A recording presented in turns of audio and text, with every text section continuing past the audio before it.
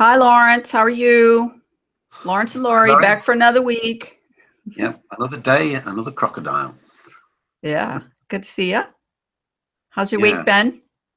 Oh, it's been really manic with this new research. I know we thought we'd heard the last of the Gleason Map last week when I set it on fire. I mean, the actual model itself is totally destroyed in terms of mirroring reality, and it's sunk at the bottom of the ocean. But I thought, maybe it's still in one piece at the bottom of the ocean. So what I'm going to do, I'm going to drop some torpedoes down into the water and smash it absolutely to bits. So nobody will have a leg to stand on at all. And you'd be amazed with the stuff I've dug up this week, because it's new information that has never been reported before. I imagine that the people that promote this map will remain absolutely silent from this information. And those who do see it, our normal group of watchers, they're going to find this. I mean, it's a bit like the X-Files. I'm feeling like I'm a real detective now, digging this stuff out. It's just, because we had a hangout last night to talk about it, and we were going down all sorts of rabbit holes and unearthing all sorts of strange information, weren't we? Yeah. Let me take a break for a second. And you don't have any earplugs? If you do, you have to find them. Hi, Ronnie. Thanks for joining us. How are you? I'll see if I can find them. Hi, Lori. Hi, Lawrence. Can you hear me? Yeah, we hear you fine. How have you been? How's your week? Good. I've been working hard building 40-foot walls, so it's been exercising. 40 feet tall or 40 feet long? Well, the building is like 3 football fields long. The walls are 40 feet tall. Wow, that's a big building. Yeah, is this like commercial? I mean, I know it's commercial, but well, it could be residential, I guess. But yeah, that's true. Cool. Yeah, but all right. Well, thanks for joining up with us. We're going to have some fun tonight. Lawrence has been hot on the trail of the remains, the ashes of the Gleason's map. I thought he was done with it, but apparently he's over rummaging and forgot to mute himself, as always. I'm totally looking forward to hearing his reveals and his new information with yours as well. Yeah, and same with you. And John is going to join us at 7. He has advanced on is one Walliki for those YouTubers. He has been working feverishly on his model for how the mechanics work of the diamond map he's working on, the Collignon map. So we'll see what he comes up with. Excellent. And I did notice you guys had commented on, what's his name? What the Fook? What the fuck? Yeah, what the fuck? He put a really good reveal on the Pac-Man concept, and I wanted to say, as far as I knew, Pac-Man doesn't go north to south, does he? He goes east to west. He only goes east to west. Right. Okay, yeah, which is interesting, right? Yeah, and I would recommend anybody go watch that later. He's just sent in the chat that he was going to have to miss the beginning of the show, but would be joining us later on, or joining chat later on. So yeah, he made uploaded a couple of times, I guess. And I commented on one of them. And then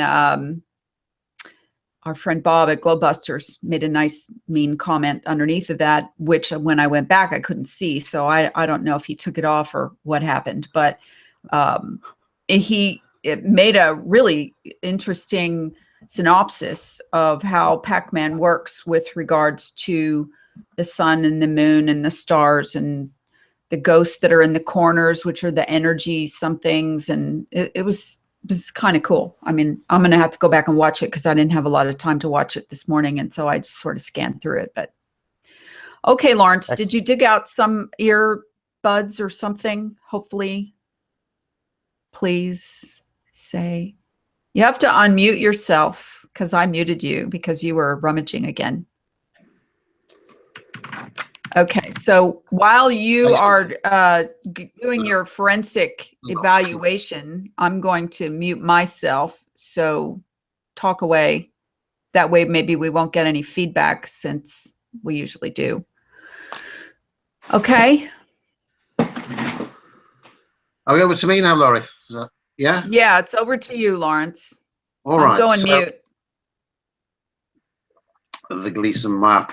Okay, so let's start. Let me share the screen.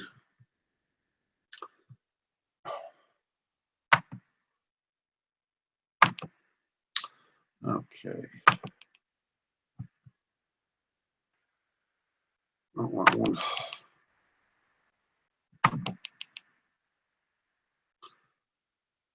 So here we have the Gleason map, and when you upload the JPEG of it, obviously, well, how interesting. The first thing you'd find is a nice little dog-eared corner. How nice for a map that's 140 years old, however old it is. It's somewhere of that ilk. So then you start looking at the map. So just starting at the top, what do we see here? New. Let me make it a bit smaller. It's smaller so you can see it. Here we go. New standard map of the world.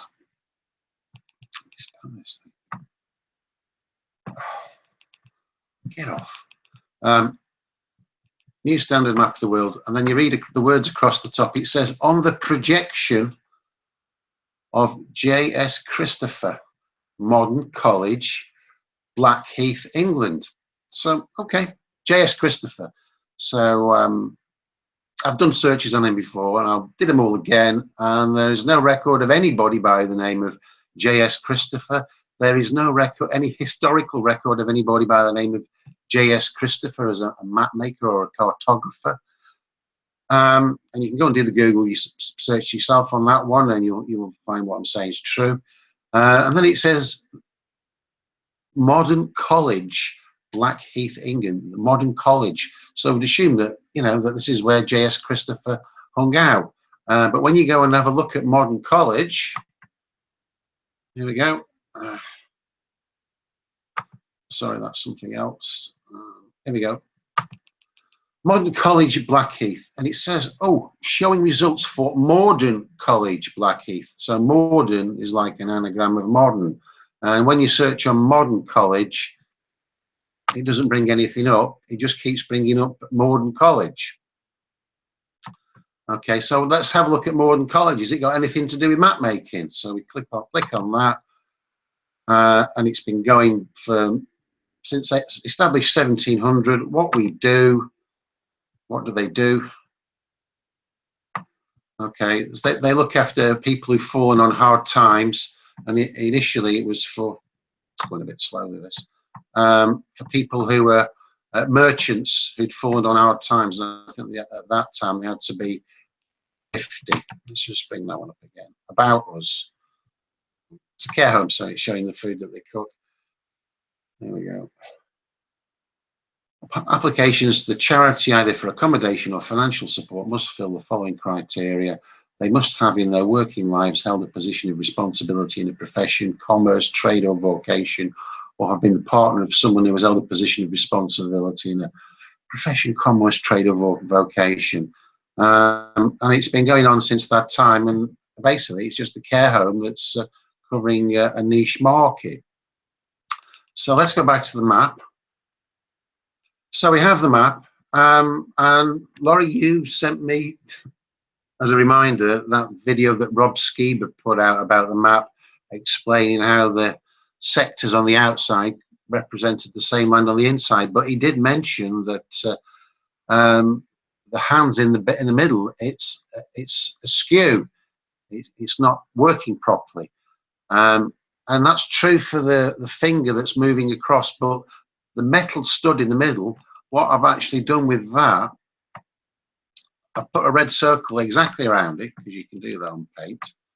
There we go. Let me just move that out of the way. Okay, so that's gone exactly over the metal stud that goes in the middle that pins the two arms to the map. And then I've done the next line of latitude going around, 75 north. And as you can see, the gap on the top half of it is less than the gap at the other. So it's going to be giving a skewed result. So I find that quite surprising for somebody who's made a very detailed professional map to actually put the whole point of it, the timekeeping device, the measuring device for the time skew. So it's not going to give an accurate reading. So that's my take on that. So let's go back to the map a bit further. So I thought modern, if it was a map making college and it was modern, then fair enough. But it's neither a modern college or a place that makes maps. It's it's a care home for the elderly. So that's immediately throwing out red signals saying go and have a further look at it. So that's what I did. And it's such a big map. You can blow it up and you can start panning around. And I started just looking at it and see whether they've got any other funny words on there. So let's make it a bit bigger. Because if you make a map, you're going to get it proof checked. So we move it around, a little bit more. Let me find the bit I'm looking for. Here we go. So we've got this bit here. I'll make it 200% so you can see it even more. Bring it back up. How's it gone? Live TV, folks. There we go. So, Tropic of Capricorn. Capricorn. It's Capricorn, isn't it? So they've made a spelling mistake on what would have been a very important map. They're saying it's the best map in the world, and they can't even spell Capricorn. So I had a look at, I didn't look at any of the places. I decided to start looking at other parts of the map to see whether they've made any other, howling spelling mistakes that made by a professional, such as map makers, because they take care and pride in what they do, and they try and get it as accurate as possible. And then we got English miles corresponding. That doesn't look correct, does it? And it isn't, because the correct pronunciation is corresponding, C-O-R-R-E-S. So I thought, that's a mistake. Maybe they've made some more. And they've repeated it there, so they've got corresponding again. So I thought, oh God, if they're spelling, if they can't even spell corresponding, then what other spelling mistakes have been put on this map and have been allowed to go out? So I've got another map here, and I've called this file Gleason Errors. It'll be on shortly. Here we go. So let me just show you it in total. So I went through the map, and this is not an exhaustive list. This is just what I found in a couple of hours. So I'll just move over to the right-hand side, and then I'll show you these things on the map. We'll go through some of them so you can see what's happening. So obviously we've got Modern College, and it should be Morden. Mangalore on the map should be Bangalore. Some of these I've never heard of them, but I did double check them and also check to see whether they were all, whether they were spelled differently in the past. And when I found one or two like that, and obviously I didn't include them. S-O-U-D-A-N, that's actually Sudan. Khartoum, it's T-O-U-M. Shanghai, spelled A-E. Well, we all know it's spelled A-I. And then they've got this Radic chain, which is a chain of islands in the Indian Ocean or somewhere. And it should be Rallic chain. And then they've got Rallic with C-K, and it should be K. Capricorn, done that one. Haiti, H-A-Y-T-A, should be H-A-I-T-A. Rio de Janeiro, they've missed out the D. United States of Colombia, it should be United States of Colombia. Cook's Island is actually the Cook Islands. Buenos Aires, it should be spelled A-I-R-E-S. Tierra del Fuego, spelled T-E-R-E-A, it should be T-I-E-R-R-A. And the correspondings. Auckland Islands, which are New Zealand, A-U-C, should be A-U-C-K. Singapore, that should be Singapore. The McDonald Islands should be the McDonald Islands. Honolulu should be Honolulu. Pondicherry should be cherry as in the fruit on the end. Sukadana should be Sukamara. Bali, you know, the tropical island, it's spelled B-A-L-A-L-Y. Maybe it's someone from Ireland because there's a lot of Balis over there. And it should be B-A-L-I. Cambodia should be Cambodia. And the list goes on and on and on. And I stopped at 32 because I wanted to put some other stuff on there. And I put some big red circles on so as a pointer so I could show you where I'd actually found them. But underneath the circles, there's probably a lot more spelling mistakes because they take up a fair area of the land. And then you've got things like, let's go to the top of the map again. And what do we have here?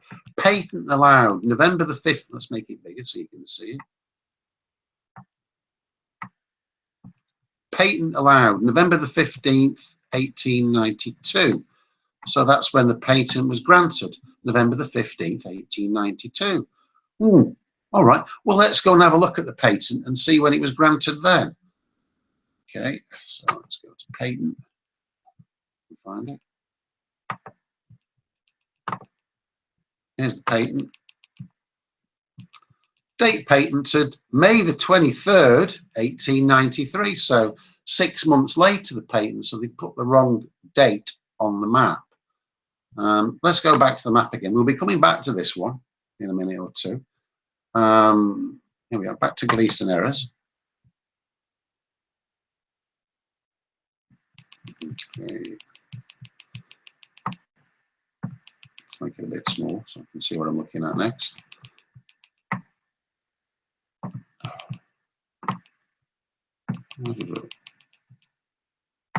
There's some actual pencil numbers up off the left hand side. I don't know whether there's any code to that. I don't know. I haven't actually looked into these numbers at the side, but they obviously mean something to somebody. And then there's this pencil signature which looks like something. Orrin F. Hill, November the 14th, 1942. So I'm not sure what that is. I haven't looked into that, but it may be worth anybody watching. You know, if you've got an inquisitive mind, go and see if you can figure out what that means. Okay, so at the top of the map, it says, yeah, we covered that one, J.S. Christopher. Okay, so when you go back to the patent in a minute, you can't read that because I've got it too big. Here we go. Oh, this is an extract from the patent. It says a flat circular map of the world showing the outlines of the several continents, not all countries named, just the outlines. Some of the larger islands, you know, like New Zealand and company. But you look at the map to the left, yeah, and what do you actually see?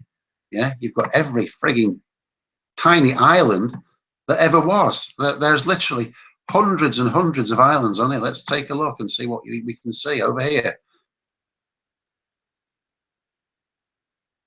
Little tiny island.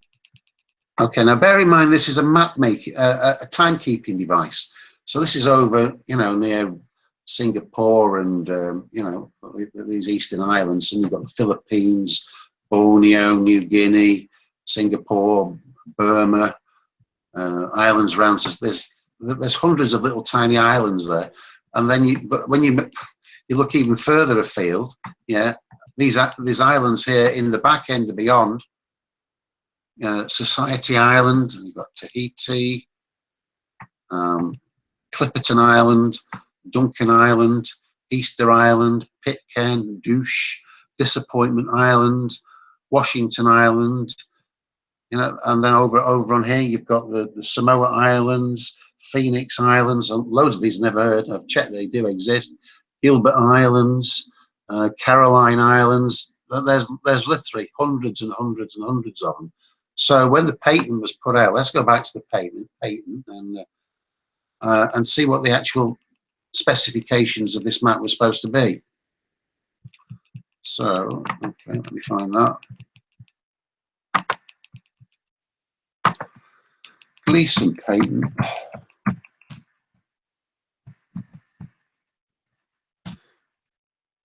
Here we go. First one that comes up now because it's been searched that many times. And let's read what the text says. Here we go.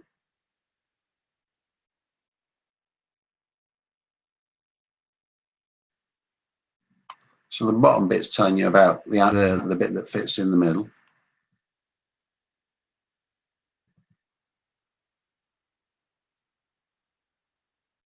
Here we are. So on the face of the map proper, and within another circle, still towards the centre, is laid out the continent's principal islands. Not every frigging Tom, Dick and Harry. So, you know, he's gone off what he said on his patent, which, you know, this was the date of this, you know, doesn't match anyway.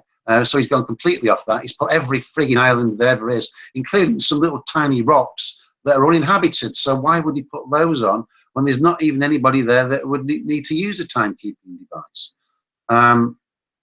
Latitudes and longitudes corresponding to latitudes and longitudes of all other first-class geographical globes, maps or charts of the world.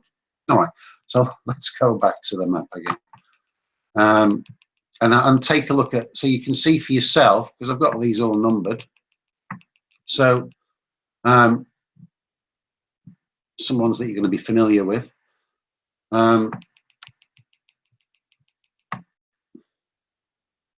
So you can see for yourself. There we are. So on the right hand, let's make it 200%.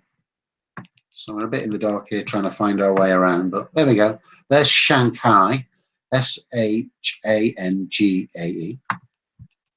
I'll do about a dozen, and then just so you can see that I'm not just making this up. Khartoum, spelled K-H-A-R-T-O-O-M, it's T-O-U-M.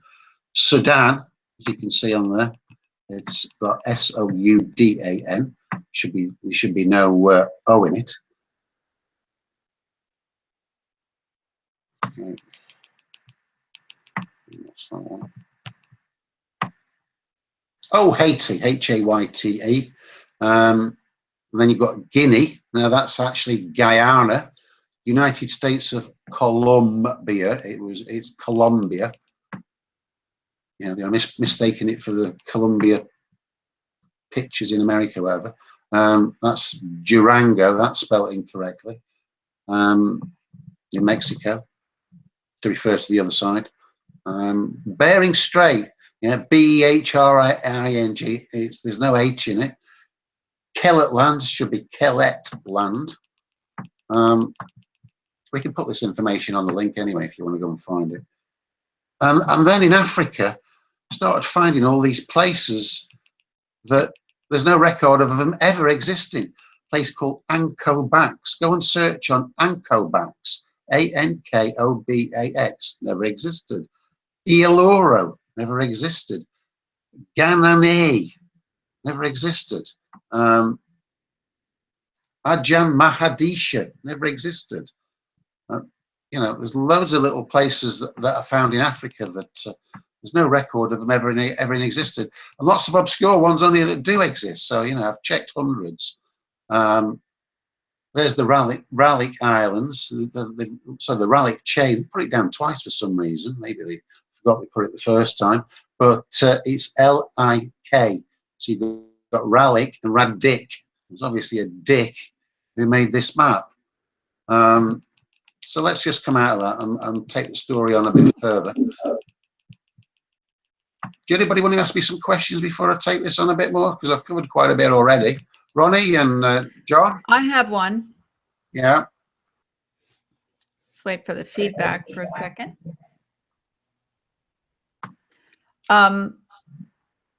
They've got all these islands listed, and every little name of every little thing, regardless of the misspellings, which shouldn't have occurred with something where somebody took this much time to locate everything. You would think they spelled it right.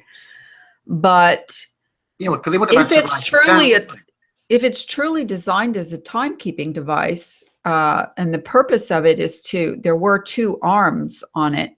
One arm you lined up with your current time, and then the other arm you lined up with where you want to see what time it is at some location.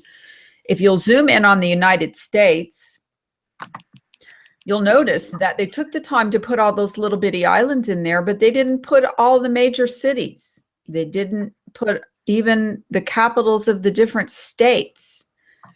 And yeah, actually, the interesting thing is that there are no I thought there might have been one with Cincinnati, but I was only going for ones that were definitely wrong. It might have been the typeface that was a bit wonky on that.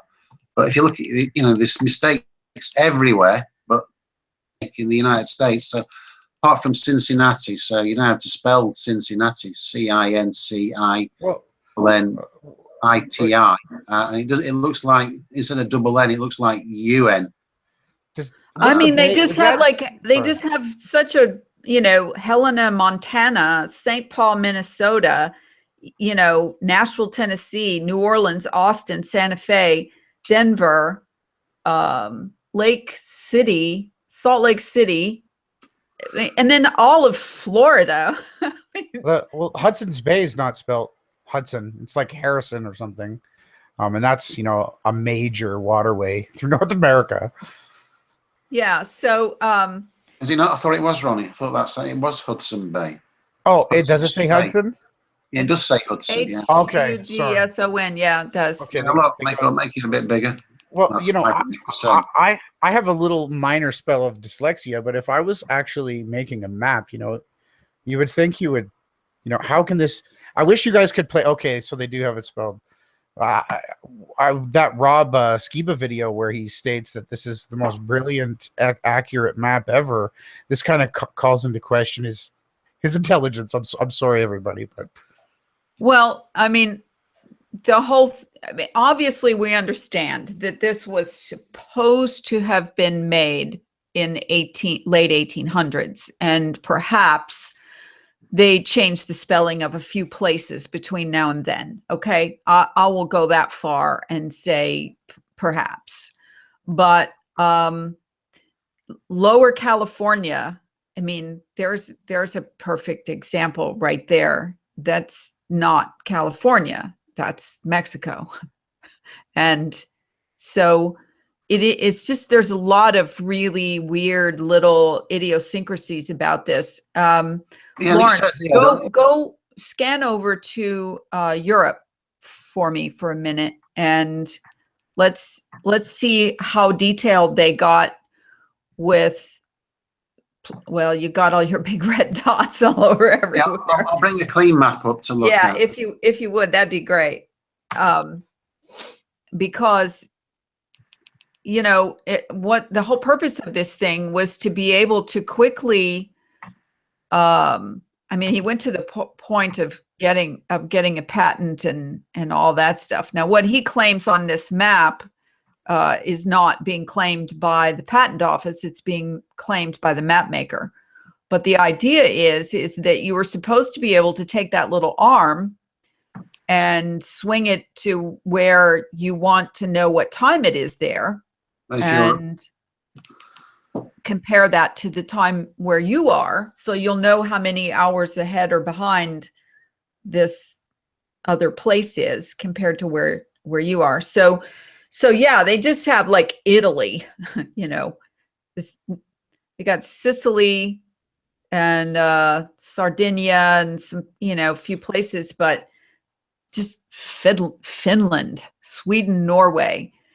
So I understand that it's not that big of a map up in the inner part, close to the center. But one other question I have, Lawrence, why is the circle, is the red circle and then the red dot and then the circle on the outside of it, what is that about? No, I was just doing that on another picture to see how distorted the metal thing was in the middle, so you can see that you've got the gap there, you know, which is that line there. That's how big that circle is there, and you know, taking it out to the 75 degrees, and then you've got the one here, you know. Okay, so you have your red circle, your outer red circle.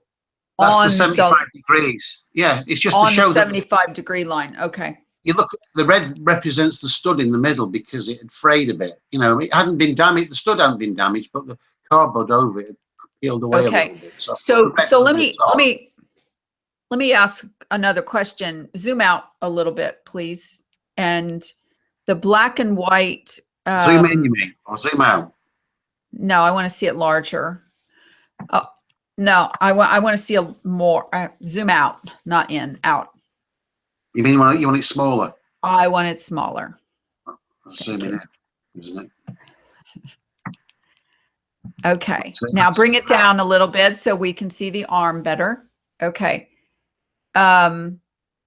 the only picture I've ever seen of this map has that arm in that place. Okay, it's the only photo image I've ever seen of this thing. So we know that this arm is supposed to turn around. And we also know there was supposedly another arm on here that otherwise the thing didn't really serve a lot of purpose.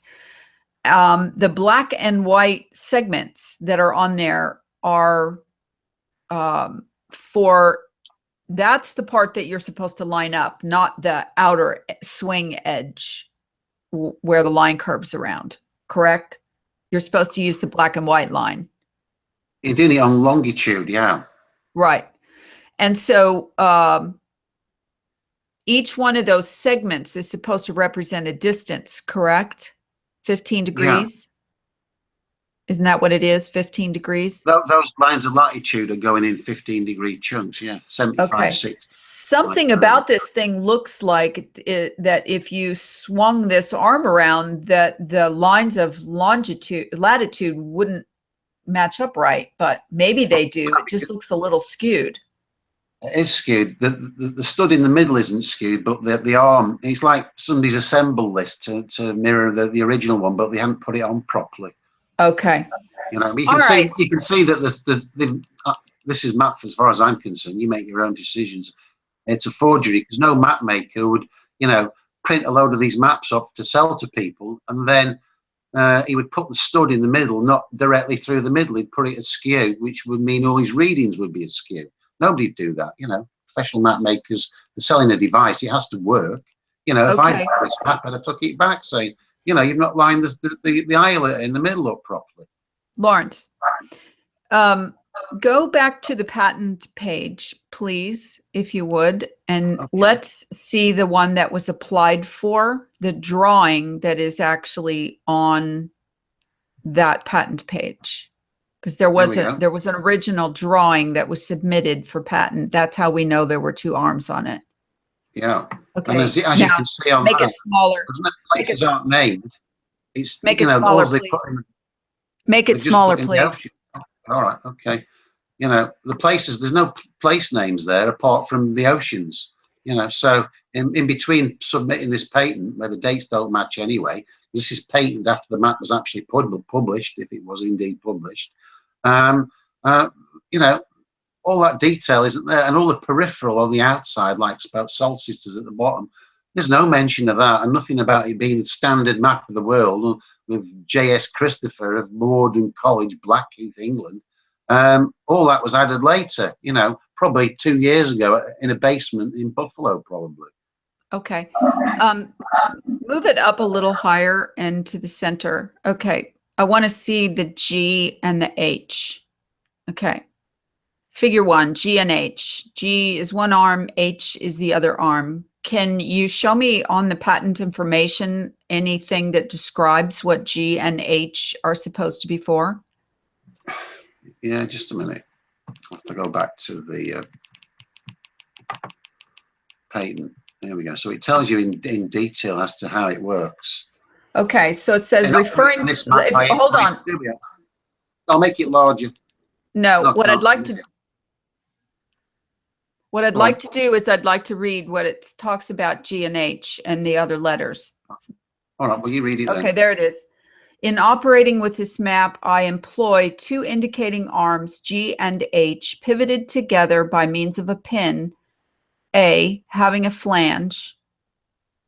See figure 3. The two arms, G and H, being put on said pin above the flange, B, then a light spring washer, H, in the top of the arm, H, and the head of the pin riveted so that the two arms are held together by friction and can be turned on each other back and forth. In the center of the map is an eyelet, C, and into the opening through the eyelet, C, is put the lower end, D, of the pin, A, so that these indicating arms have two movements, a movement one on the other and one or both together around the center of the map, and may be detached at pleasure from the map if so desired, and are also made easily removable by simply lifting the pin D out of the eyelet C On these indicating arms are numerals J, indicating degrees of latitude corresponding to the degrees of latitude as represented and marked on the map at B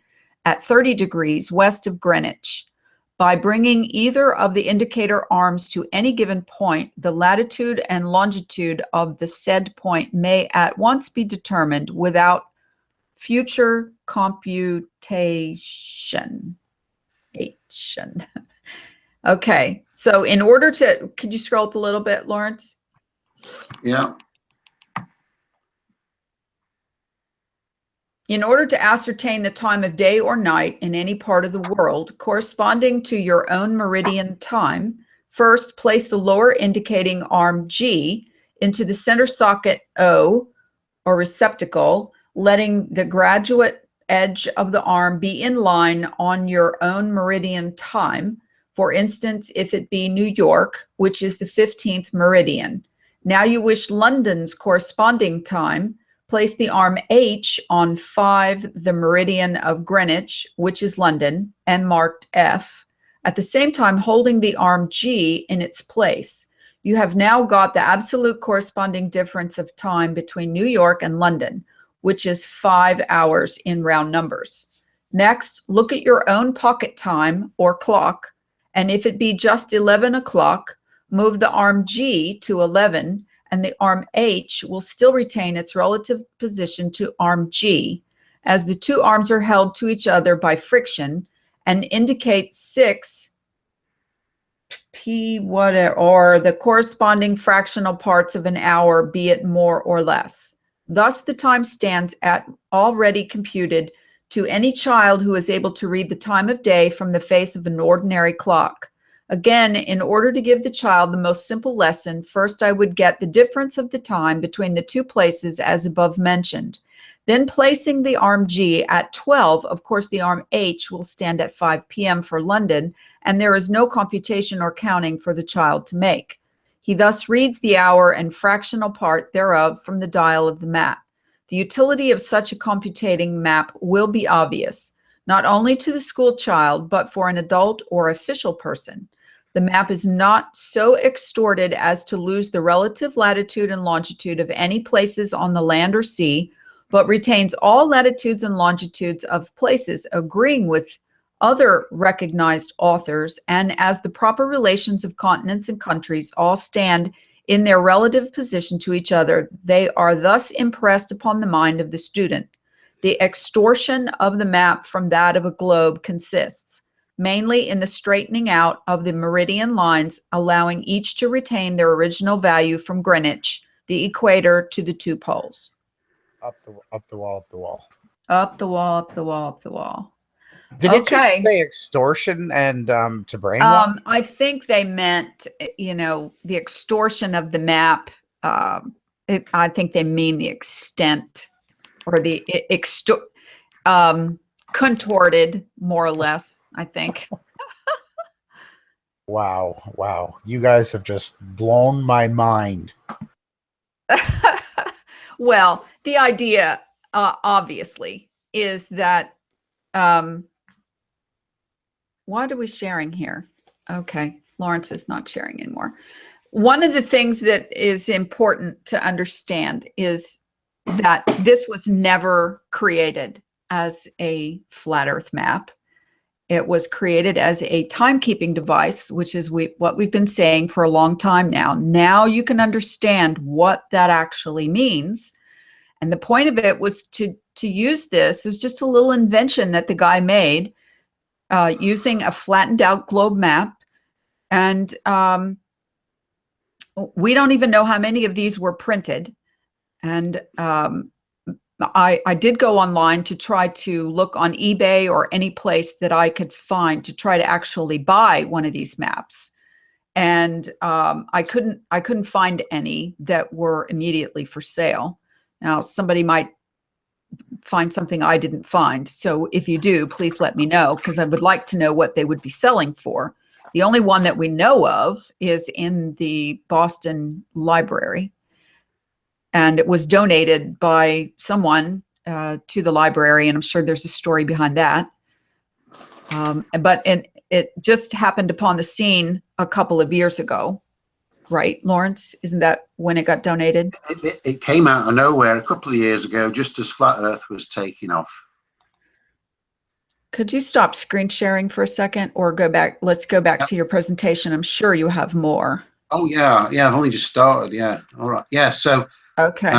yeah, it came out. This map came out of nowhere 2 years ago, and everybody immediately lumped onto it. So let's go back to the screen share.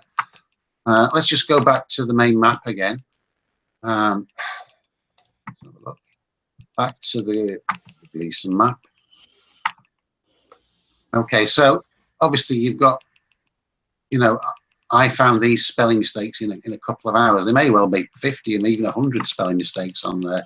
And there may be countless places that that don't really exist, but let's just make that a bit smaller. Okay, so let's go down to a bit more down to the bottom of the map. I'm not going to look at the stuff here that wait, reinforces. Lawrence, one more second. I want to go back up to the top where it said patents applied for in these other places. It's up in the top right corner. Yeah. This will be the next bit of research, and probably going to need some help on this because these are going to be in some foreign languages, but anyone who would offer to help, that would be awesome. If you could look for the applications for this Gleason map in France, Denmark, Sweden, Germany, and Austria to see if it actually was applied for and if the patent was granted and when. Yeah, that's an interesting point. Yeah. Okay. All right. That's a good point. All right. Let's just go down to the bottom of the map. We don't know where this patent allowed date came from. We're assuming that it was in the United States. Okay. So we look at the bottom of the map and we say it says published by the Buffalo Electrotype and Engraving Company, Buffalo, New York, United States. So I decided to do a little digging into Buffalo Electrotype. But before I did that, I actually went back to the patent and had a close look at it. And I had to enlarge it to read some of it. And there's a little tiny bit at the bottom in tiny writing. Let me make that a bit bigger. I'll find it. Up a bit. Here we go.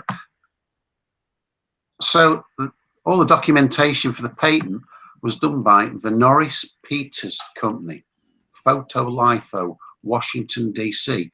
So I thought I'll go and do some digging into them because I think the patent is 100% genuine. Got no reason. It's registered at the patent office, and I think it's genuine. So I then decided to go and do some digging into them. Let's see what we can find out about them. So, you know, we know more about, you know, you need to go down all sorts of different channels to find out about things. So this is a Google search on them.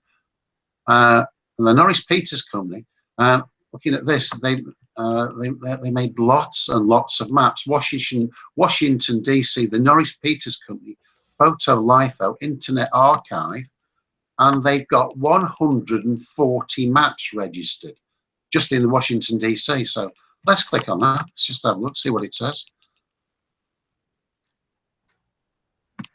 If it eventually comes up.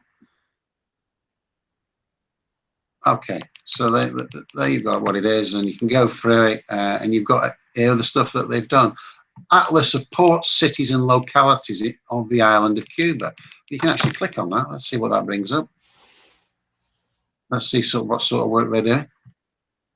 It'll come up eventually.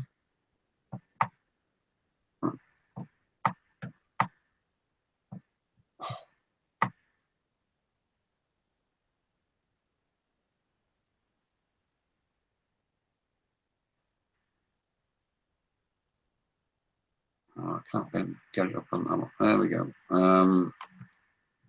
So found. Oh yeah, there we are. Island of Cuba. Yeah.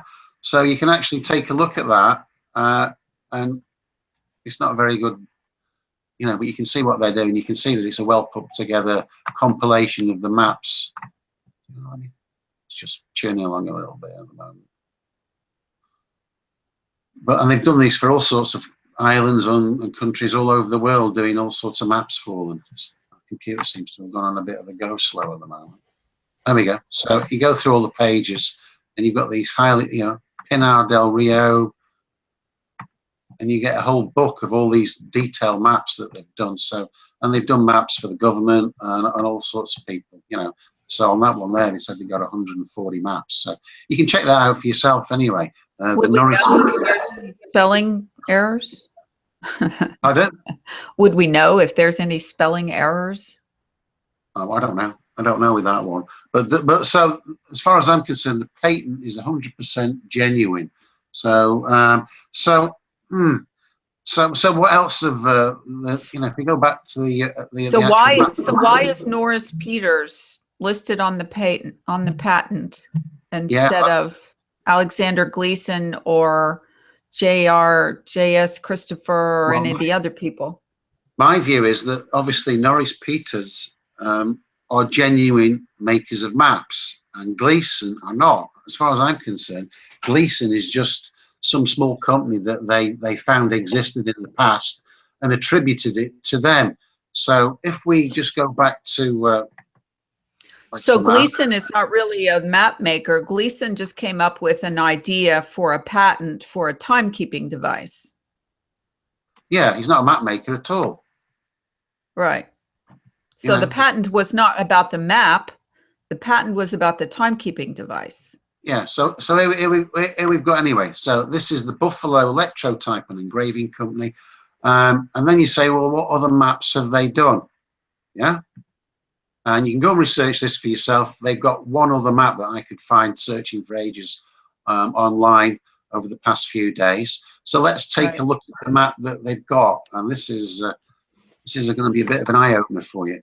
I can testify to that. I spent an hour alone with you last night going through every map we could find. Have here, okay, we've got the new map of the city of Buffalo, compiled and engraved by Buffalo Electrotype, 1901 engraving. And at the bottom it says copyright 1901 by the Buffalo Electrotype and Engraving Company. But if you look at the map, this map is actually at the museum at the library at the same place as the Gleason map. It's obvious that the map has been written on using a felt tip pen. As far as I can see, it's felt tip pen. Let's enlarge it a little bit, and you can actually see this looks like felt tip pens. Yeah, does that look like felt tip pens to you, Ronnie? Yeah, sure does. Yeah, felt tip pens. And then you've got this one bit that you identified, Laurie, where so they were actually just drawing them over some of the streets for some reason. And then you've got this felt tip pen here. It's not even on the road, and it's gone off the road across a field somewhere. And then you can look here. They've done the red line, but they've missed the road. They've drawn it inaccurately. So what they've done, they've took another map that somebody else had done, and made it slightly different. So I thought, I don't believe this is genuine. What I think this is a breadcrumb trail to lead us on so we can actually, conclude as an investigator that this thing's a fake. Look at this. It's all felt tip pen over an existing map. So what I did, I decided to start looking for another map, see if I could find the same map with the real publisher in 1901. So you can see on this one, let's get the date up again. You can do that. Let's make it a bit smaller. There you go, 1901. So I went and searched on street map, City of Buffalo, 1901. And lo and behold, what did I find? I found this, the identical map without all the felt tip pen and a little bit of Photoshop on it. And what does it say at the bottom? It says it's by the Rand McNally Corporation. Oh yeah, and year, what is the copyright year there, Laurie? It's 1901. 1901. So you've got two companies doing the same map in the same year for the same place. They can't both have copyright on it. Now this Rand McNally, I didn't know anything about them. You were instantly able to tell me who they were, Laurie. Please tell the audience who Rand McNally are. Well, Rand McNally is the most well-known map-making company in America, and it started in Buffalo, New York, and I think it was Buffalo. Yeah, I'm pretty sure. And their first map was of Buffalo, New York. If you go to any gas station anywhere and you need to buy a road map, you're pretty much going to get a Rand McNally road map. And if you buy an atlas, you're probably going to get a Rand McNally atlas. So they're one of the best known map makers in America. Yeah. So my train of thought here is that the people working on this flat Earth psyop, whether they know it's flat Earth related or not, they were briefed to get a Buffalo map, that one, and then change it to make it look like it was Gleason's. Now, why would they want to do that? Well, if they hadn't done that, the Gleason's map would be the only map that was on there by the Buffalo Electrotype and Engraving Company. So by giving them another map, it gave them a bit more credibility. But Well, they butchered the map so badly as to give it away. It is the same map, and it is colorized a little differently. And interestingly enough, the scales on the side is gone, and the Buffalo name is gone. And that's exactly where the other name, Buffalo Engraving Company, is overlaid in that exact same spot. Yeah, can you see that, folks? And then they added those little squiggly lines and, you know, all that, and the red felt tip pin. I mean, anybody good with Photoshop could have made this map. So the point that you're making, and let's make sure everybody understands the point. The point you're making is the Buffalo Electrotype and Engraving Company made two maps in its history that we have been able to find.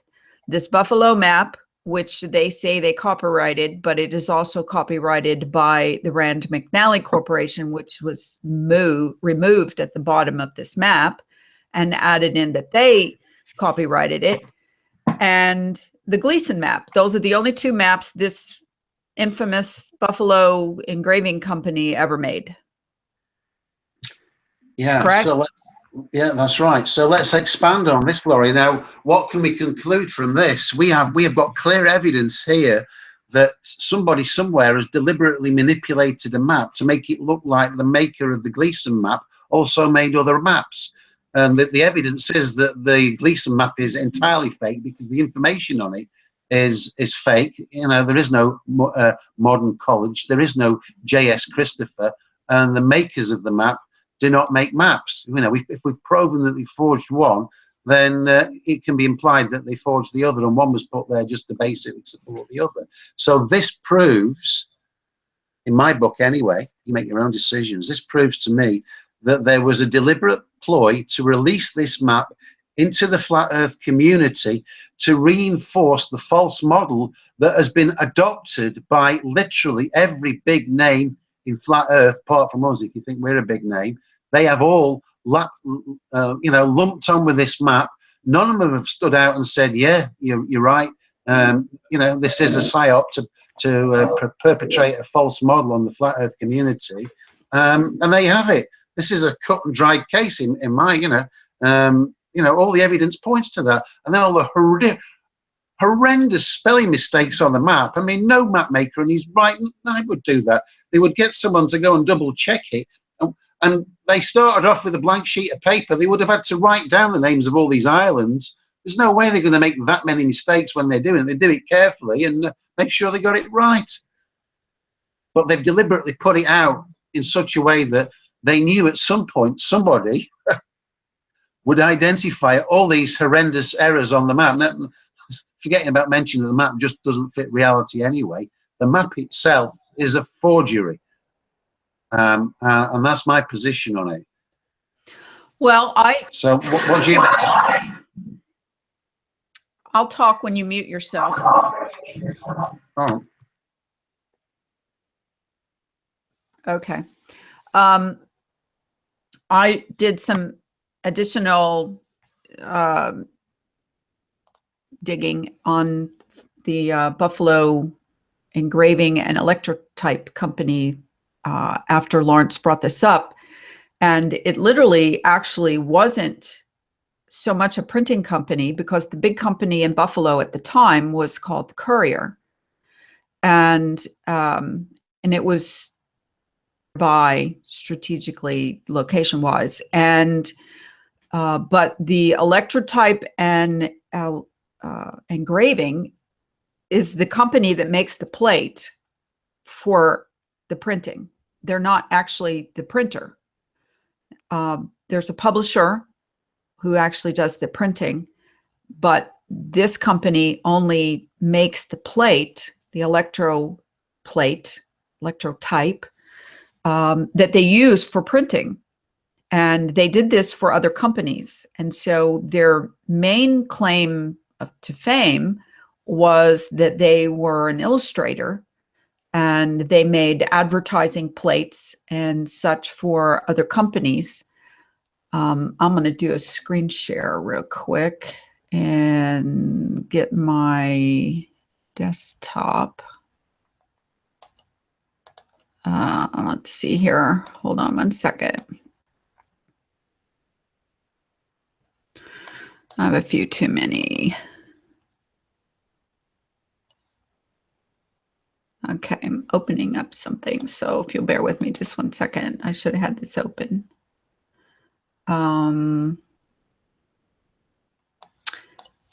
Sorry, cancel. I'll be darned. Okay, thought it opened. There it is. Slow. Okay, this is that little section of the map. And as you can see, they took a big black pen and they went around the word buffalo. This is where the word buffalo is on the other map. And they didn't actually have fonts back then for this kind of writing. This kind of writing they would have done by hand. And you can see that this E on this engraving is different than this E on electrotype. So this is all hand done, and then they would make a plate from it.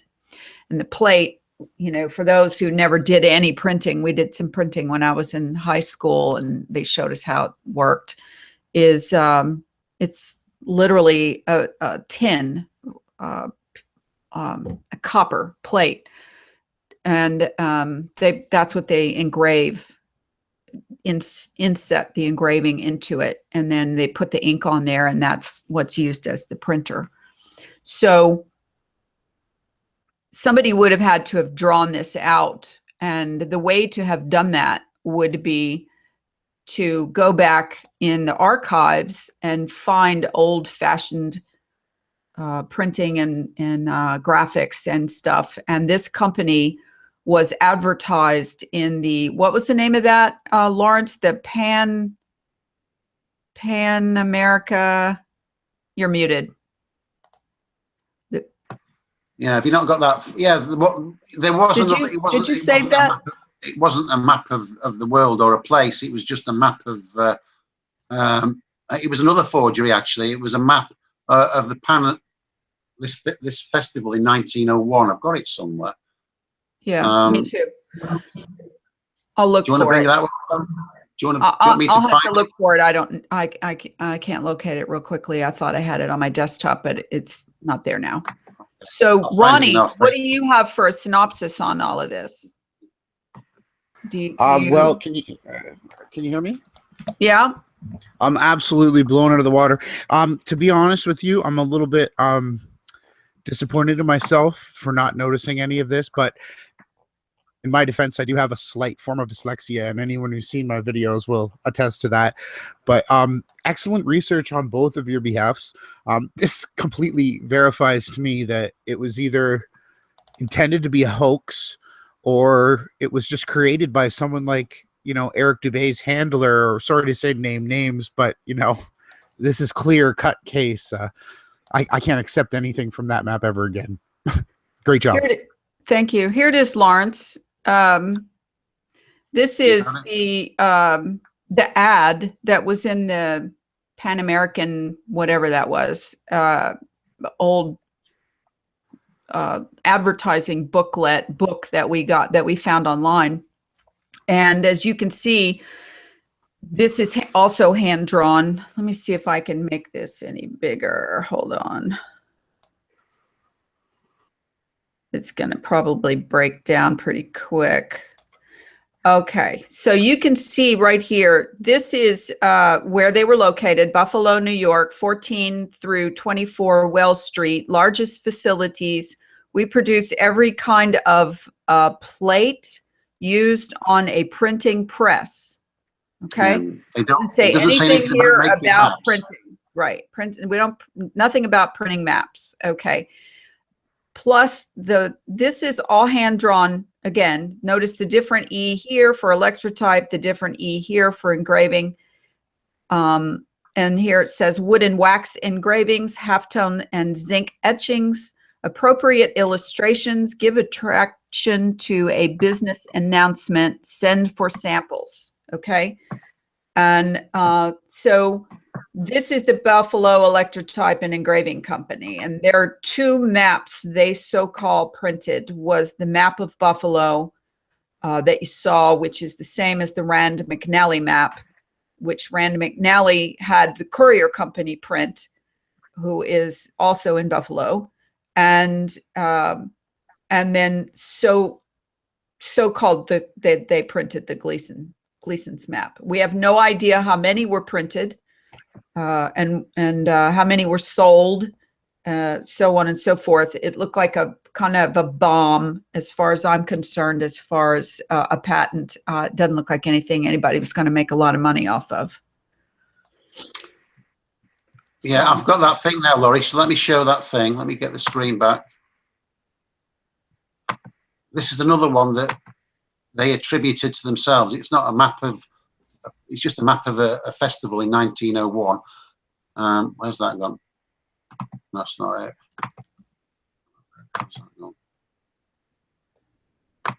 There we go. So this is the booklet that goes with it. So you just go, don't know. Isn't it strange that on the first page there's some kind of angel stood on a globe? It was the Pan American Exposition, Buffalo, 1901. And you found a reference for the Buffalo type and whatever company doing a map for them. So we panned down. This is the, the literature on it. Maybe this is a booklet that you got with you when you turned up there. Pan American Exposition. All sorts of that was the elaborate name of it, Exposition. Yeah, but if you pan a bit further down, we'll come to a map shortly, which is a map of the area. Okay, get there eventually. I forgot how many pages this booklet was. How much was it? How many? 500 and something pages, Lawrence? No, it's not that many. Oh, okay. We'll get back in a minute. That must have been the other one we were looking so through. We've got this map here. Okay, and the map is attributed to the Courier Company, lithographers and painters, Buffalo. But if we go to this page here, because I've got an extract of that thing that you found, which was, here we go. Wasn't the Buffalo advert? What were we calling it? Gleason, Buffalo Code, patent, Gleason areas. Buffalo, was it Buffalo advert? No, it wasn't that one.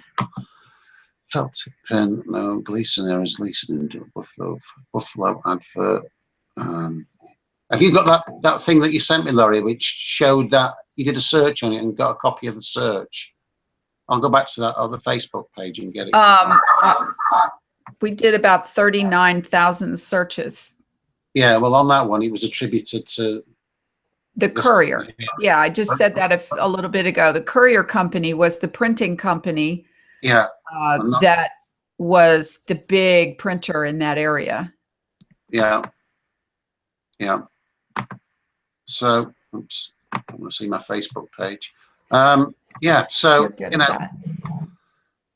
Okay, so that's the only other map that was in that. When you do a search for Buffalo engraving and electrotype company, you will get a lot of hits, but because it was a company, but it was not a map maker and not a map printer. And so we believe that the Buffalo map that was inserted along with the Gleason map was a forgery. And we're gonna stand on that until somebody comes along and debunks our bit of research there. But if you add up the preponderance of evidence, which, you know, in any courtroom can make or break a case, the preponderance of evidence is pretty huge in this one. Why would they make this map with all of these tiny little island locations and at the same time leave out all the major cities? Why would the so many spelling errors? They didn't change the names of all of those places post 1892 or 1901. And suddenly this map appears and is donated into the Boston Public Library, which many people will say that Boston is sort of the hub for some of these clandestine operations that are run by government, so-called PSYOP groups and black above top secret operations groups. But that's for another story. So the idea is that along with the fact that the map is not accurate as a flat earth map, and we've proven that on multiple other occasions, the map itself is most likely a forgery. And we're hoping at some point to actually use the word ban, that I would like to ban this map from the flat earth community. That's me. I'm allowed to say what I think should happen. I'm allowed to voice my opinion about what my own hopes and aspirations are for the growth and the future, growth of flat earth again, because it's pretty stagnated, is that I would really like to see this map just get banned. And some people could take it out from behind their heads when they make their videos and so forth. But you be the judge based on the research that we have provided for you as to whether or not you believe this map is in fact probably a forgery that was implanted into the flat earth movement or community there on about 2 years ago. And it quickly became the icon for the flat earth. And that's pretty embarrassing when you realize that you have thousands, tens of thousands, maybe even hundreds of thousands of people using this as their support for what the flat earth looks like. And with that, I'll shut up. And I'm going to welcome John, who's joined us. I've just got one more point, Laurie, to cover on this before we wrap that Okay, up. could we please say hello to John first, though? Would that be all right? Hi. Yeah. Hi, John. Hi, John. Hey, how's it going, everybody? Good. Thanks for joining us. And we're going to get to your presentation very shortly. So everybody hold on for John. Okay. All right. So this guy, Gleason, there's a book that allegedly printed by the same people, which they don't print books. Laurie's already proven that they don't print books. They made the plates for printers. They didn't do any printing themselves. Now there's this book called "Is the Bible from Heaven? Is the Earth a Globe?" And you can download the PDF from that, and it's very much the same as Parallax. What's his name? Roboth. Yeah, the book is virtually all the information is virtually the same. Yet when Eric Dubé came in, he plagiarized entirely Robotham's work and ignored this. The reason was this book hadn't been forged until, and the same book is forged. If you look at some of these individual books, yeah, they're in absolutely pristine condition. Basically they're brand new books.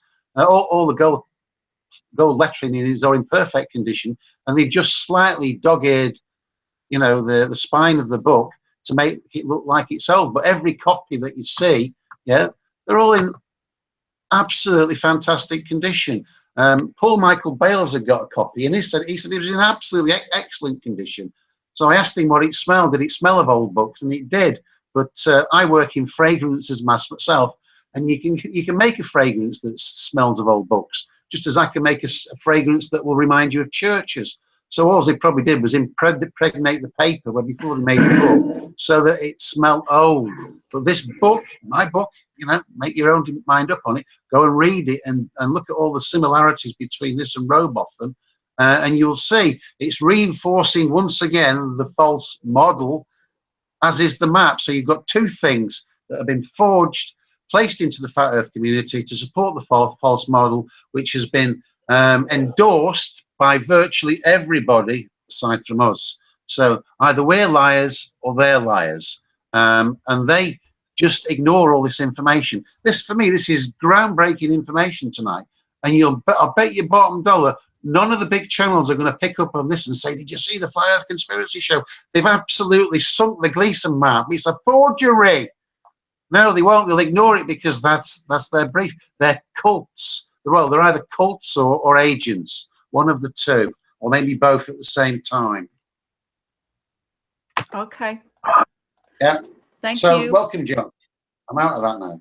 Okay, John, Ronnie has, I wasn't sure if he was going to be able to join us this evening because we didn't get a chance to talk. So I wanted to see if you were okay, if Ronnie could throw out a few things before you got started on yours so we don't interrupt you. Are you okay with that? Yeah, that's fine. Go ahead. Whatever. That's cool. Okay, cool. Ronnie, did you have something? I think you had something you'd like to share. Are you there? And do you have sound? Are you around? Because we'll come back to you if you're not. Oops, he has no sound. How much time do you think you're going to want to explain what you've got? Really won't John? take that long. Oh, he's back. Ronnie's back. Okay. Ronnie, can we hear you? I've never seen anybody who just walks up to the line of a presentation and then suddenly doesn't have any sound. Time after time. Poor guy. Okay. All right. Let him work on that. And why don't you go ahead and present your model idea. And if we have to jump back and forth on it, we can, so that we can grasp it. I know you gave us a sneak peek at it last week. Yeah. Was that only last week? Yeah. Yeah. Yeah, the weeks go by quick. Yeah, they do. All right, let me do the screen share here. So it's based, if I can remember, it's based on the Collignon map, the diamond. Yes, absolutely. And Okay. can you see my screen? Yes, I can. Okay, very good. Okay, yeah. Didn't really get to spend much time on this. This is just how my brain works, you know. I've studied a lot of different things: chemistry, physics, discrete math, logic, 3D printing, solar power, a lot of stuff. So when I formulate an idea, I have to like draft it out and put a visual image to it, because I connect a lot of dots, and so you know. I find myself to be the type of person who can look at two things that are diametrically opposed and find a way to, you know, what's the difference between them, and then I work around, well, there's a connection, and so my brain sort of blends very easily. So this is really self-explanatory, but I'm going to go right into the other things, unless Ronnie's there if he wants to present. No, go ahead. Let's he can wait just a little bit since he had some problems. We'll just keep the dynamic going. Okay, fair enough. All right, so here you are. I'm basically showing like the different portions of what I'm looking at is like an Earth engine. Now let me clarify this, okay? I'm going with this map. You know, this map in my head. You know. It's kind of interesting. I mean, can we really even come up with a new map of the world? I mean, there's been so many different projections made so far. So I stuck with something that was very easy and simple to understand. And let's see where it is. Okay, so here we go with the first frame. Here's just a flat looking down on the Collignon map.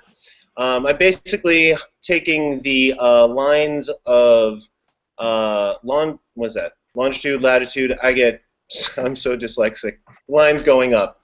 They're the magnetic lines going from the south to the north, and I highlight them in blue and red, so you can see. So it's just simple to see the Earth, how it's magnetically displayed. I sort of wanted to put these on these lines to give you an idea that it's a very graduated form. You know, it's very like sort of like stretched out, you know, but in the center it's like, you know, sort of more space between the lines. This could have something to do with the South Atlantic anomaly right here. It's basically right around the center where the lines sort of start to, you know, get really larger towards the dead center. So that's what I was just going to understand this magnetically. Okay, so we'll go, and on the bottom I have the right-hand rule, which, you know, electric current, force motion, and magnetic field. It's real easy to understand. And you can reverse that the other way depending on factors. Okay, so let's go with the second frame here. And okay, here I just sort of added the idea that, like, we see the north circumpolar sky and the south circumpolar sky. And it works perfectly with this diamond shape. Sad to say, or happy to say.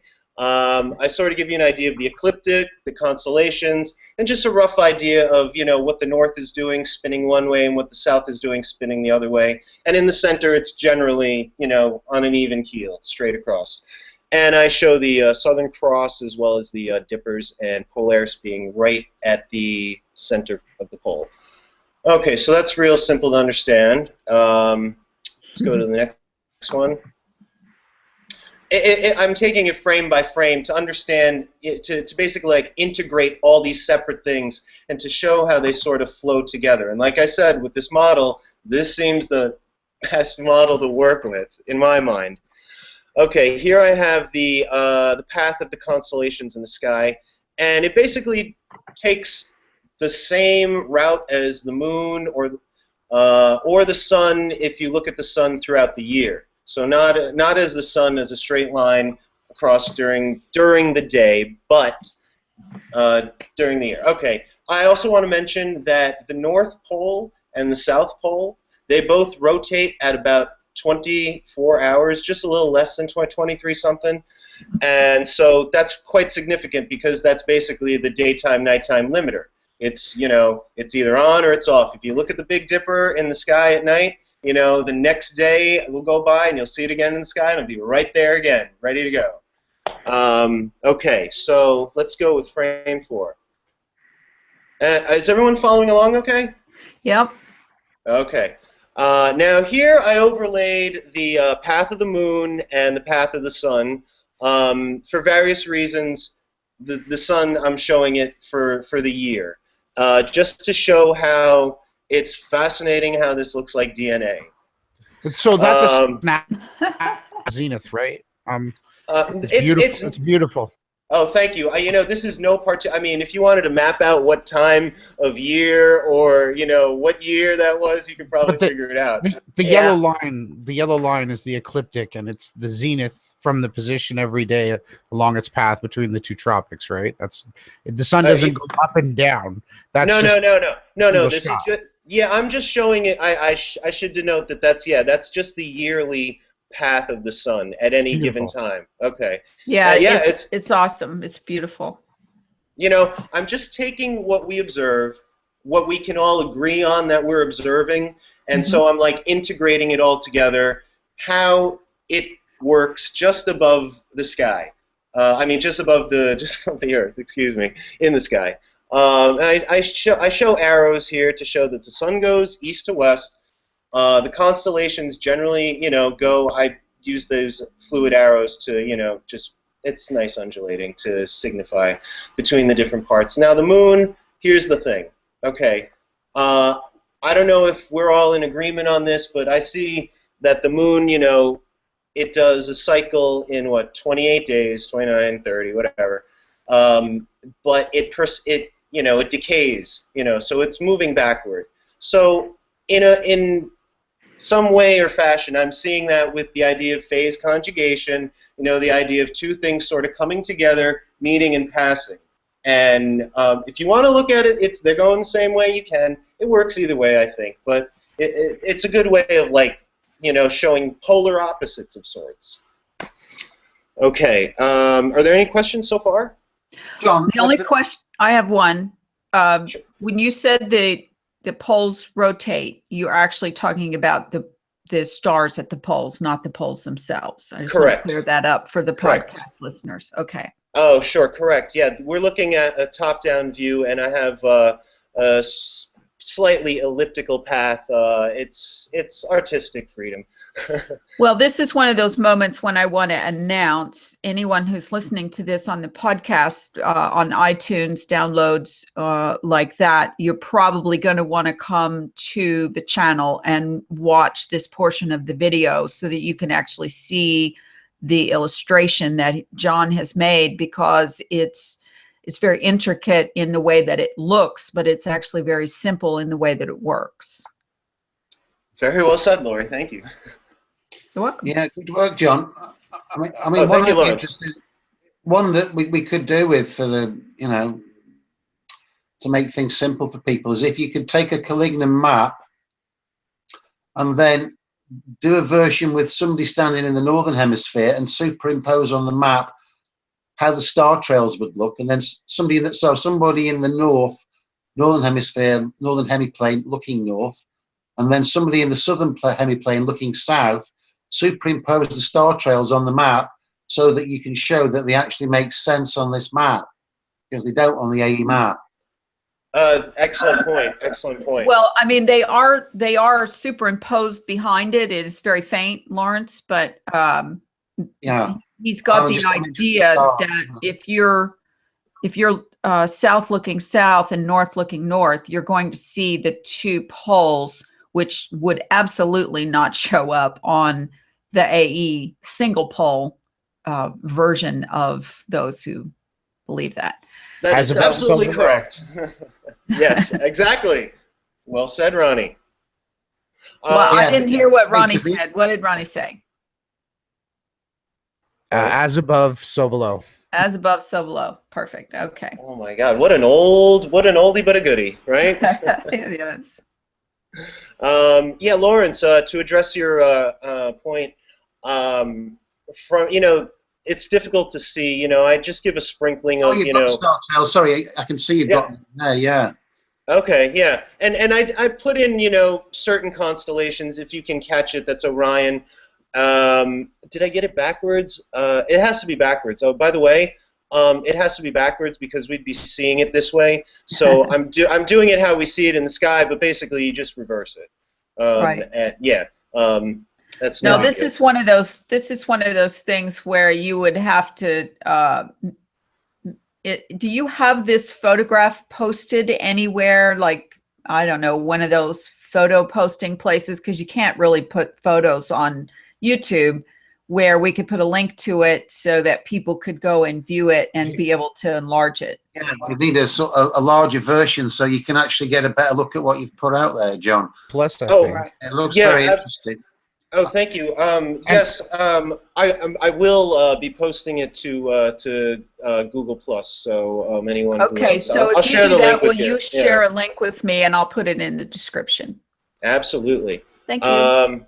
And I think actually I sent you an image, so if you want to go ahead and post that if you want, wherever you want to, and I'll get Okay. you the follow-up images. Okay. Let's see. Okay, where are we now? Okay. Oh, Lawrence, I'm sorry. To address your point quickly, yes. Once this is built into a three-dimensional framework, we can either take it into Rhino or Onshape, and basically plot everything out, and we'll be able to actually do a fly-through and zoom in, so you can actually see it as it's working, and yeah, it'll look like larger than life. I don't know. I hope Google doesn't beat me to it with a new Google Collignon Earth. I don't know. Anyhow, okay, and that will come to pass. Okay, so let's go with the. Okay, these are all the notes. Yeah. Oh, and Lori, by the way, yeah, I would like to put this out there, as Ronnie always talks about open sourcing things. I want people to be able to, look at this and, make their own notes about it, and if anything, it's going to make somebody think about what's going on. Okay. Well, and I appreciate that very much, because, that's been the premise of this hangout series or show or whatever people want to call it. Flat Earth Conspiracy has always been open source. Lawrence and I and Ronnie and now you have always offered our thoughts and our research openly and put it out there for criticism or for anyone to debunk or to add to. So thank you for having that same philosophy, I guess you would call it. Well, it takes a tough skin to handle ridicule, right? Yeah, John. Yeah. Yes, Ronnie. Could I add something? Sure. What I find really interesting is you actually have the correct shadow locations viewed from the northern hemiplane and the southern hemiplane. Oh, yeah. I split it up like this, with the nighttime in the center, just for, it's a good contrast, and it kind of makes it look like an eye. I don't want to... I mean the directional arrows. Oh, the directional arrows. Oh, yeah, sure. Yeah, I wanted to show that that's the path that it's flowing, because that makes sense if you look at the hand down at the lower right.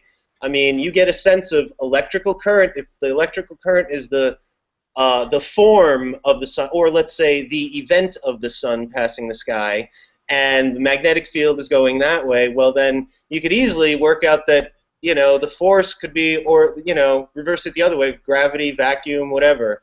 It could handle the idea for gravity. It could handle the idea for the vacuum up in space. Who knows? Sure, it's amazing. I'm not going to go into all the notes on here because I'm dying to know what you're talking about, Ronnie. So I'm just going to go through this with kid gloves. Oh, please take your time. You know what? I'm just going to say this is going to take, I'm sure, everybody a lot of time to digest, because this is just what you've done. I feel is brand new, groundbreaking. It's epic. I'm very proud. I'm very proud to be a part of breaking this out there, because, and I'm sure Lawrence is as well. He and I have painstakingly fought this battle for this model, this map, to turn into a model someday, and neither one of us has the expertise to be able to accomplish what you've accomplished with it. Ronnie comes along and adds in the sky parts, which was another sort of inability of Lawrence and mine. Taboo. And so it's all sort of coming together from all the different individuals. It feels divine, doesn't it? Yes. Feels well, how divine. can you argue against it? It matches and it looks so live. Yeah, it looks nice. Okay, so go ahead and if your arms were any longer, you could hug yourself to death, John. So go ahead. Oh my God, I think I'm as red as my shirt. Okay. Well, we can't see you. We can only see your screen, so you'll have time to. All right. All right, go ahead. Okay. Wow. Thanks, guys. That was epic. What you guys all said. Okay. Wow. I'd like to think yes. I'd like to think that we honor true truth seeking, and you've done it, man. So yeah. Sorry. Well, listen. It's. I gotta say, it's all you guys. I mean, it's all you guys. I mean, we never would have set our sights on this version of a map without Lawrence, and right. and Ronnie, you came in with the stars, just in the nick of time. And Lori has the best work ethic and patience and tenacity. Lori is a really good you're a really good researcher, Lori. I love that video that you sent me about the magnetics. That also just put it together in my head. Yeah, I wouldn't want to get Lori trying to debunk any of my work, but because she would pick every single flaw. She's so good at it. I know, it's amazing. Well, I appreciate it. I'm just here to be a catalyst and instigator and whatever else I could be. So it takes some tenacity, you know? yeah. Well, tenacity is my middle name. It always has been. And, you know, I felt from the beginning that we were on the right path to debunking. I mean, when Lawrence first started talking to me about all of the problems with not only the AE map, but with, you know, the flat earth clues and other things that people had out there.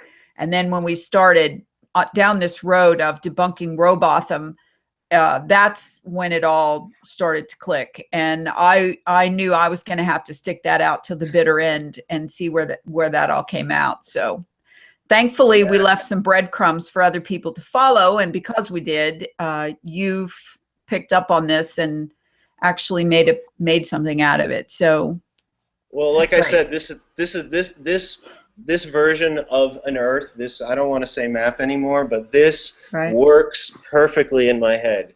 I mean, I can work with this perfectly. Yeah, it's easy to work with. Realm, yeah. Okay, so I'm going to talk about just a few things here. Okay. I sort of look at the Earth. If you look at the magnetic field going from, you know, south to north, I did a little research on like magnetic plates, and I learned that, I should have known this, but that they have a lot of magnetic chucks for manufacturing. So a lot of times they need to like bolt something on, they can't bolt it, so they magnetically chuck it, and they either lathe it or tool it in some way. You know, have amazing arms that can go around it and shape it while it's all held firm to place. So that's really what cinched it in my mind, that I'm going, oh yeah, okay, well that looks like a nice magnetic plate, and it's graduated, so it allows for difference of potential between the lines, which means that you have a good point of, you know, electromotive force here, you know, and it peters out over here, and then it sort of like runs back down the mountain, or falls back down the mountain here, and it's got all the momentum to push it back up the mountain again. Kind of brilliant. So, and I'll just go in from there to talk about the idea of the Jacob's ladder. Ronnie, I'm dying to know if you have any thoughts about biblically the idea of Jacob's ladder. I'm not too much of you know, looking into verses or anything, but I recognize that there might be a significance. So I sort of see the sun.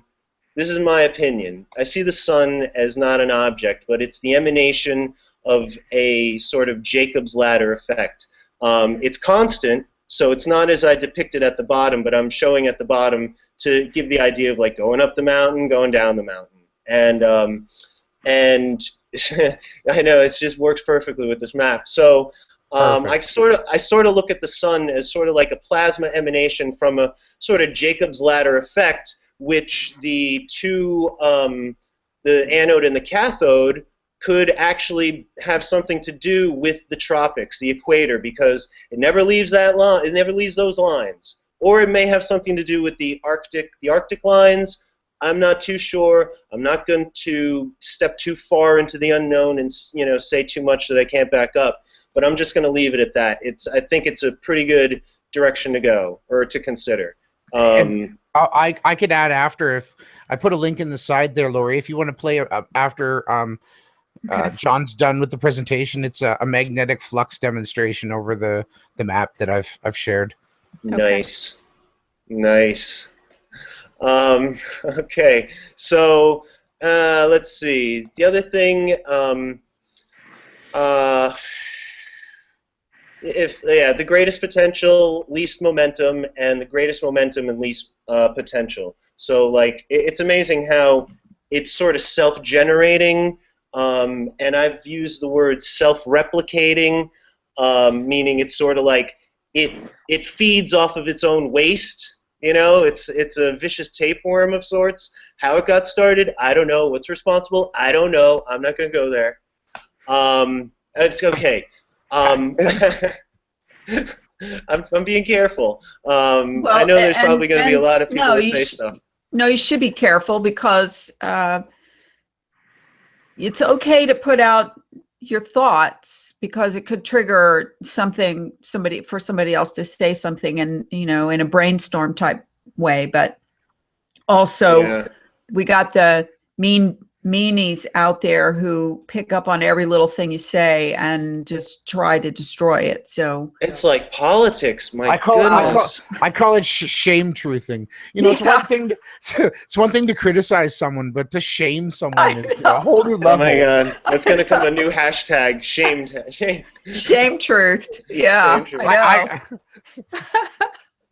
Yeah, if you make one little mistake, like I made last week, where I said something about the farthest distance between 2 points on the map is 12,500 miles, and before I know it, I'm going around the world in 12,500 miles, and it's like no, that's not what I meant, and I know that's not what I meant, but that's not what I said. So we all get lost in the moment, So sue me, right?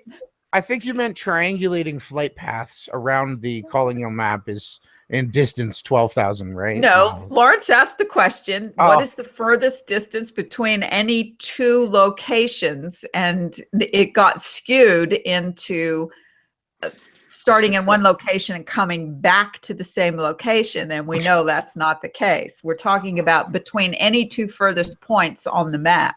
Well, you know what, but Lori, that is an interesting question as well, though. I mean, you come back to where you are. I wonder if I could do a line on Google and see that.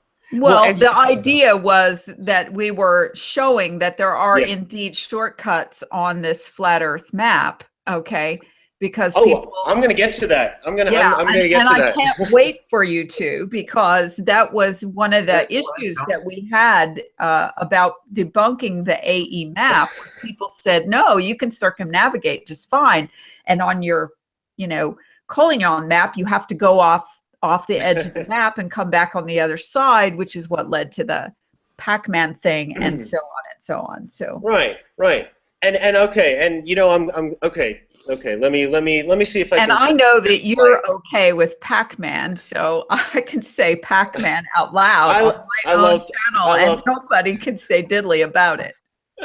Well, flat Earth is one of the most powerful terms, and it's used to mock. So, Pac-Man, it is. Yeah.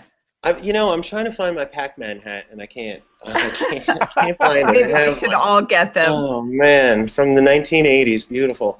Okay, well, the whole idea about the Earth being a round globe. If you look at the spread out nature of the magnetic lines, as I show, if you look down the south portion of the map, you'll see I have 360 on one side, 360 down at the South Arctic line, and then 180 in the middle, and then 0 degrees going up the other side. That's because basically, if this is going to imitate a globe, well, then that's 0 degrees, and that's 360 degrees, and these lines are basically the radians of that circular appearance, or that's not what I want to. Circular reality, maybe. How about circular observation? The same observation is being skewed to be used for a globe as it is to be used for Pac-Man. Well, yeah, I want to say that, like we've all been saying, is like if it works for this, then it's gonna have to work for the globe too, and that's gonna be something that science is gonna have to contend with. Well, I can add just really quick. Sure. we can have 6.6 billion people state that they're spinning through infinite space, but they can't understand something so simple as east to west is an infinite loop. Right. Beyond me. Yeah. Okay, so here we go. Okay, let's see if I can get through this. I'm looking at this map as all there is, and if you go east or west off the map, you come back on the east or west of the other line straight across. Okay, let's say perhaps nothing can happen above the Arctic line, and perhaps nothing occurs below the Arctic line, because I mean, if you look at how Antarctica is displayed, the line is quite far south, and that can allow for all these other stations that are said to exist. I mean, if we plot it out, we could determine that. But there's some interesting things about the lines. Okay, here we go. I think how this satisfies the idea that it's a round ball is that we're looking at a 3D, I listed it over here on the side. a 3D planar solid that satisfies 360 degrees laterally. So if this is the planar space that all that exists, well then wherever you walk out it's seamless. There's no Pac-Man. We could put the line. We could divide this map and turn it around and have you know the prime meridian as being the edges of the diamond. Okay, we could display it that way, or we could display it in sinusoidal form where they're all just a bunch of, you know, vertical triangles. You know, we could do that too. That would be a good signifier of, like, you know, what happens from day to day. However, what I'm going to say is that if you can consider like a flat triangle plate that, you know, it looks like, or it just curls around. It just feels like it curls around. It acts and feels and just like it curls around. It isn't, but you know, this is the quantum state. It's just fixed, just like the stars. The Packland model was in the chat. The Packland, that's pretty interesting. Oh really? Oh wow. Packland. Oh. Packland. Packland. Packland. Oh. This is Packland. The Packland projection. Well, in other words, John, I believe what you are saying is that difficult. You're not going or coming anywhere. It is seamless. So Pac-Man never seamless. leaves the screen. The screen stays with Pac-Man. Yeah, that's a very good way to put it. The screen stays with Pac-Man in it. Yeah. Or if you were to write from 1 to 9 from east to west, you would have to travel through the 1 to 9 going left to right, and you'd continuously go back and forth. Is another easy way to understand it. You can't. It's like it's like a piano. If you start at middle C and you go up, you know, 8 notes, you're at C again. If you go down the piano, you're down at lower C. You know, it's all it is. It's a sliding scale. Good. Magnetically. And that is what magnetics do. That's what the video that I show you can play after. You can keep going, Please. but it completely demonstrates that the magnetic works exactly like this. It's amazing how you've got. And just one other thing I'll say is that the ribbon on top, that's sort of like, you know, it's the looping. It's like it's seemingly looping, but you know, it's, you know, light bends, and non-physical reality above us is different than physical reality. Let's say I will say this. I will say Pac-Man is not on Earth. Pac-Man is above Earth. I would say that the only thing that is allowed to teleport are the how would I say it? The plasma, or whatever you want to call the luminaries. Those are the only things that can teleport, just like electrons. Through the gates, right? Yeah, I agree with that, John. Yes, Okay. we're not teleporting anywhere. Right, Our exactly. planes There's no right. Yeah, to Sorry, anyone to add hominem, that is obviously the most simpleton of all thinkers, because you can drive a boat or a plane and you're not going to feel yourself time warping, you know, unless you're in the Bermuda Triangle. So it's just another, and you know, it just validates the more people that shame, mock, and ridicule this truth because they don't understand it, or because they're purposely trying to discredit this, they're going to be the ones who look stupid in the end, because this is correct in my eyes, and I've tried to debunk this. Well, the idea, John, is that we on the surface cannot out travel time, and time is the Pac-Man. Okay. Yeah. And so the stars and the sun and the moon that are in the celestial plane, and whatever else is above that, are moving in their own realm, and they're in the 4D realm, and we're in the 3D realm. Sorry, Lori. I'm so rude.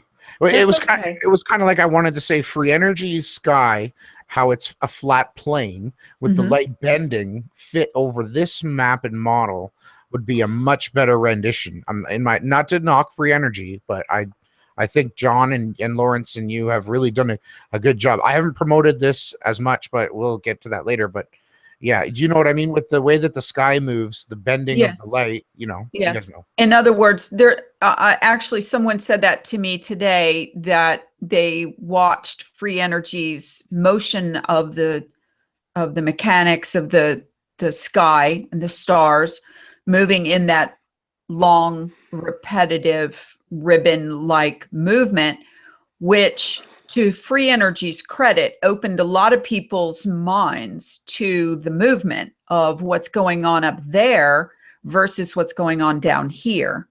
And so the warping Yeah. and the curving and the refracting of light, we're dealing with this right now, where people say, no, it's so obvious the sun is going in a circle. Well, maybe where you live, it looks like it. Maybe where you live, it looks like it goes north of you or whatever, but we know that it physically does not. We know that it only goes between the two tropics. And from the extreme north and south, it is straight as an arrow. Right. But the light Indeed. itself is bending around corners. There's just no doubt about it. But that's light's tricky. Light, Well said. light is light's a very tricky. fickle. Yeah. Well, I'm just gonna say this again. Like our dreams, we have physical reality on Earth when we're awake, and there's non-physical reality up in the sky. Right. Yeah, amazing. Right. So anyway, go to bed and dream about that, kids.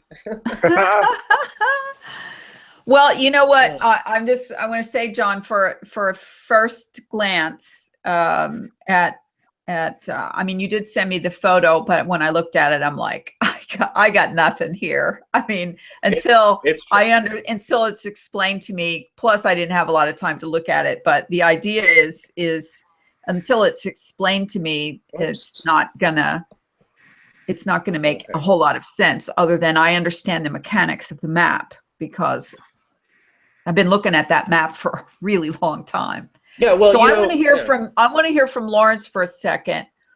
Lawrence, does this make sense to you, and does this have a semblance of what you sort of envisioned it might be like for what's happening over us and around us? Yeah, it does, but I think the best way to get this across would be for John to do a separate presentation on it, and I don't know whether he can do this, but do it one step at a time and explain everything, all the different paths, do them all individually, in the most simplest of terms, and then people will be able to get their head around it. But looking at it, at first glance, it does seem to make a lot of sense to me, but, well, think about it, Lawrence. The first time feedback. The first time you looked at free energy, the first time I looked at free energy, after coming out of the circling sun and moon and world, everything, you said yourself, and I said it to other people, you can't just really pick this up on the first go. You have to watch this multiple times in order to, really filter in all of what's happening here, all of these different mechanics, because in and of itself, it's just like, woo, pretty model, but trying to attach what we know about this to what he's doing there. It's the same thing with what John's doing. Because Ronnie taught me basically about the whole ecliptic thing, then now watching it in motion makes perfect sense, and I picked it up immediately. But for somebody who hasn't been through that exercise, it's not going to be easy. Yeah, you picked up on it. You were one of the first people, I have to admit, that was instantly like, you went frustrated for 20 minutes and you had it.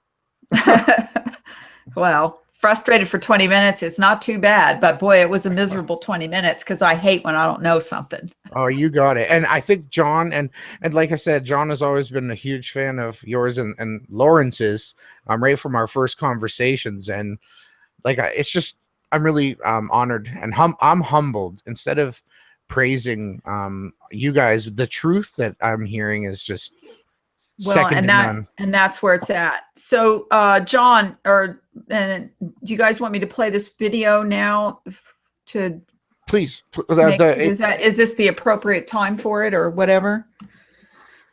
it's the magnetic flux. Yeah. All right, let me screen share.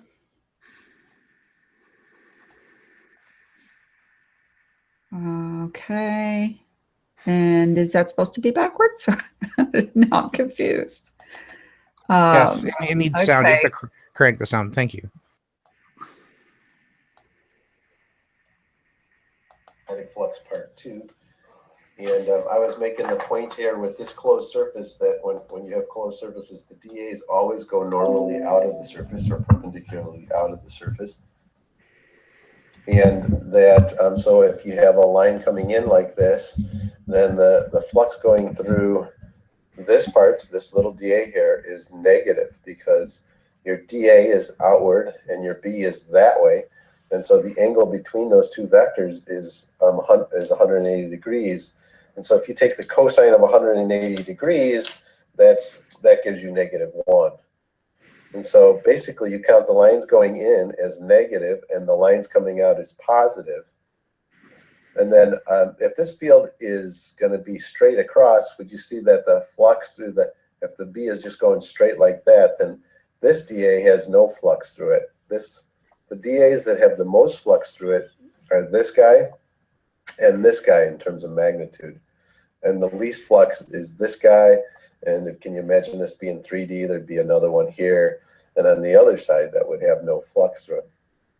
Okay, but what if this is kind of radiating this way? What if it's going like this when the field's going like that? Well, it turns out that for every arrow that goes in, there'll be an arrow that comes out. And so the total flux through here is still 0. Now, in electrostatics, the way you can get a flux, you might say, how can you ever have a situation where there's any flux? And it seems like for every line that goes in, there'll be a line that comes out. Well, in electrostatics and in gravity, the way you do that is you put your mass or a charge in here. If you put a charge in here, then that charge the lines will start like that and they'll emanate out. And so then you do have a net flux through there. Same thing with, let me have another surface here, closed surface. It's a closed Gaussian surface. Let me put a mass in here. You see that mass? Now there's going to be field going in. And so do you see how we have a net magnetic flux going in? It's a negative flux. So that's a net negative flux. Okay, well then my last point then is this, that the way that magnetic field lines work is they're always closed loops. They never start or begin anywhere. They always are closed loops, at least so far that we have found.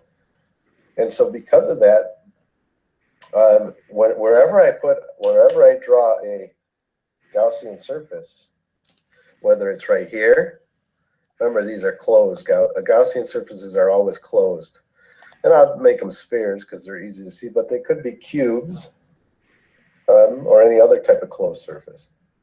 You see how the amount of lines going in are 2, the amount of lines coming out are 2, and so the total Webers is going to be 0 going to the total flux.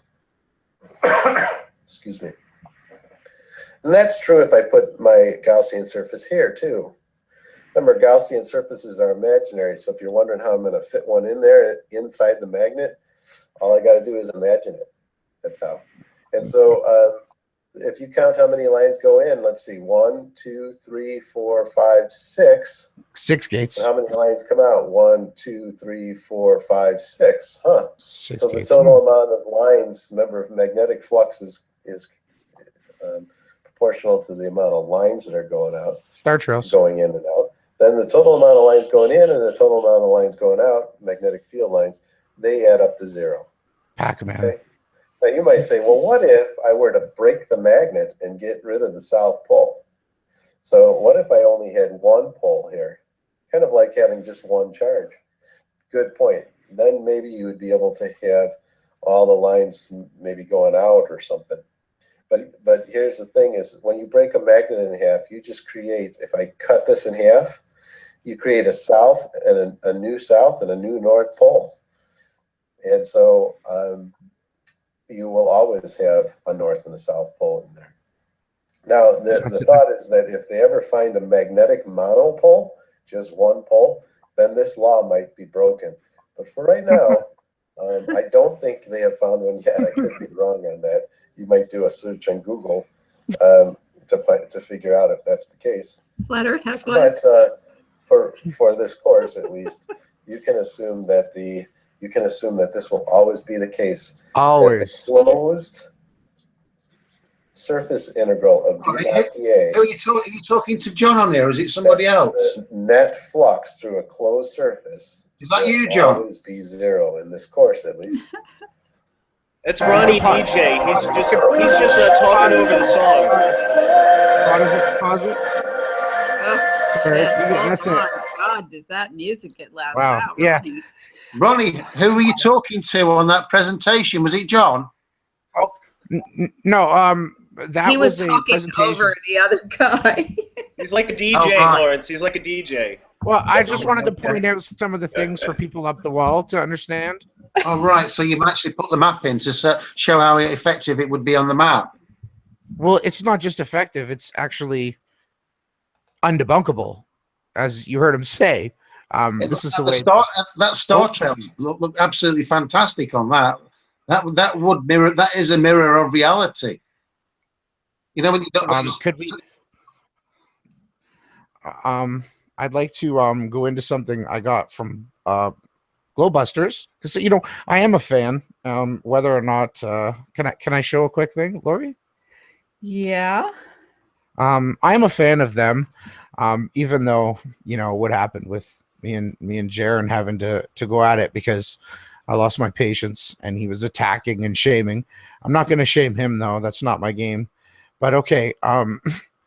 Everybody that's been following him, Lori, I'm sorry about that. It was stuck on you. This is Bob, and everybody who just heard the last presenter in the video. That is a true electrical and magnetic person who's truth-seeking science.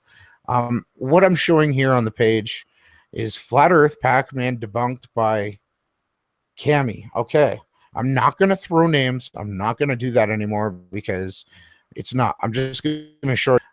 So Bob shows this picture here. You notice your tax gay common panoramic.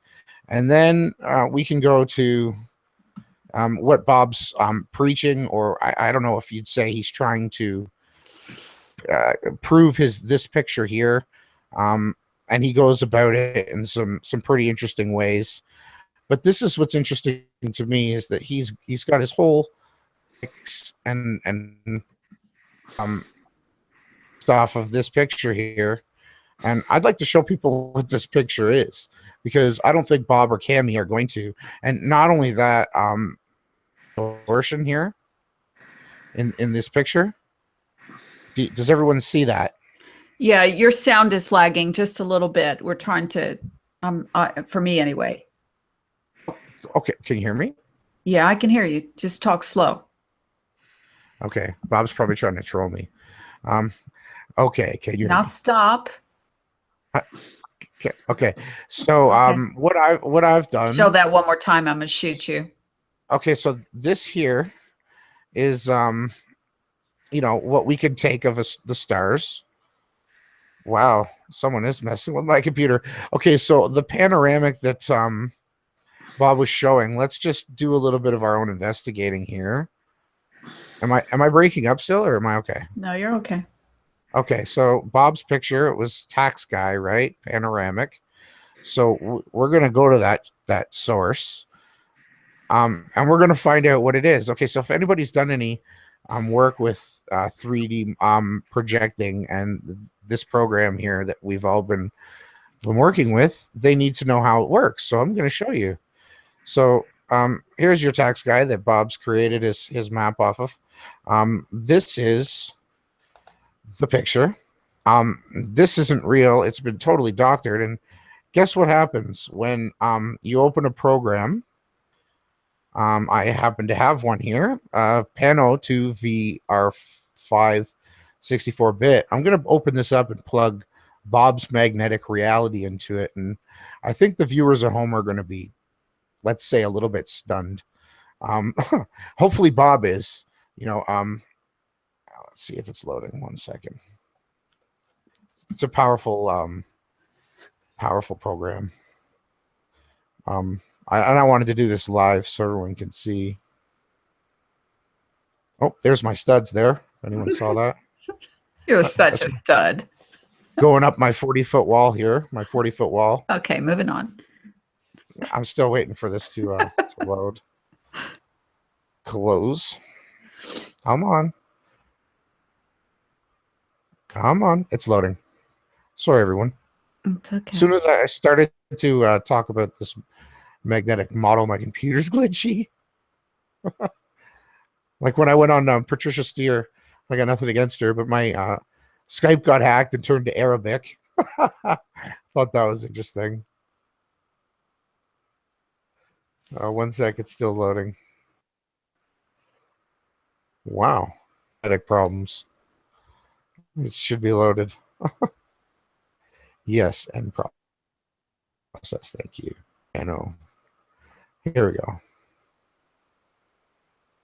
Picture into this panoramic program live. This is going to be so worth it. This is going to be so worth it. Ronnie gave me a sneak peek of this. So. Yeah. Oh, yeah. I'm waiting. Biting my nails. This is great. This program is probably dragging down his computer to the point of oblivion here. I don't know. It's gonna start. Hold on. Maybe if I stop sharing for a second. Okay. Okay.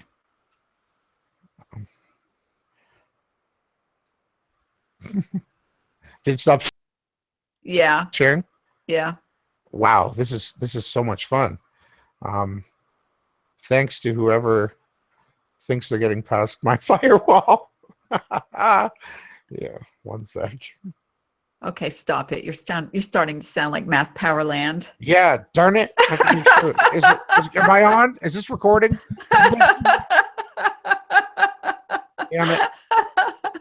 I guess this is look, here goes an verification. ambulance down the street. Can you imagine an ambulance going down the street right when I'm trying to make a video? Wow. Oh, it's opening. Oh, thank goodness. 1 second. Okay. Well, maybe we should. It's Maybe just about Lawrence, I'm sorry, darling, you're muted. I'll say. Oops. Boy, the delay even is on the muting.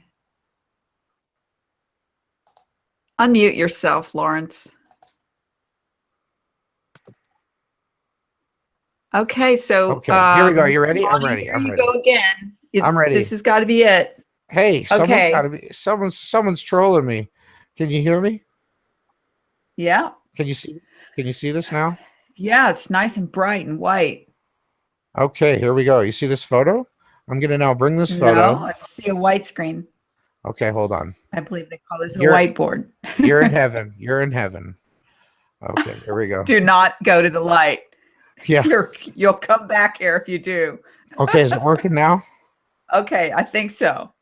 Okay, let's do this. Let's take this photo that Bob thinks is this magnetic reality, and let's plug it into the program it was created for, Pano 360 JPG, as we can all see. So here's my Pano program. I will be working with Blender to come up with some modeling. I'm hoping to work with John a little bit more. But watch as I drop this in. Oh, we have to drop it in another way now. Wow. I should just drop into File. Show my Pano. Okay, I'll drop it in again. Darn computer. If only it could just work like my mind. Yeah. Love Love it when people say darn computer. Yeah, you guys got to see this because this is Yeah. really awesome.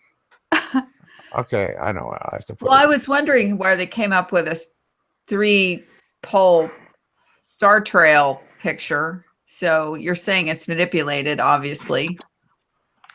Yeah.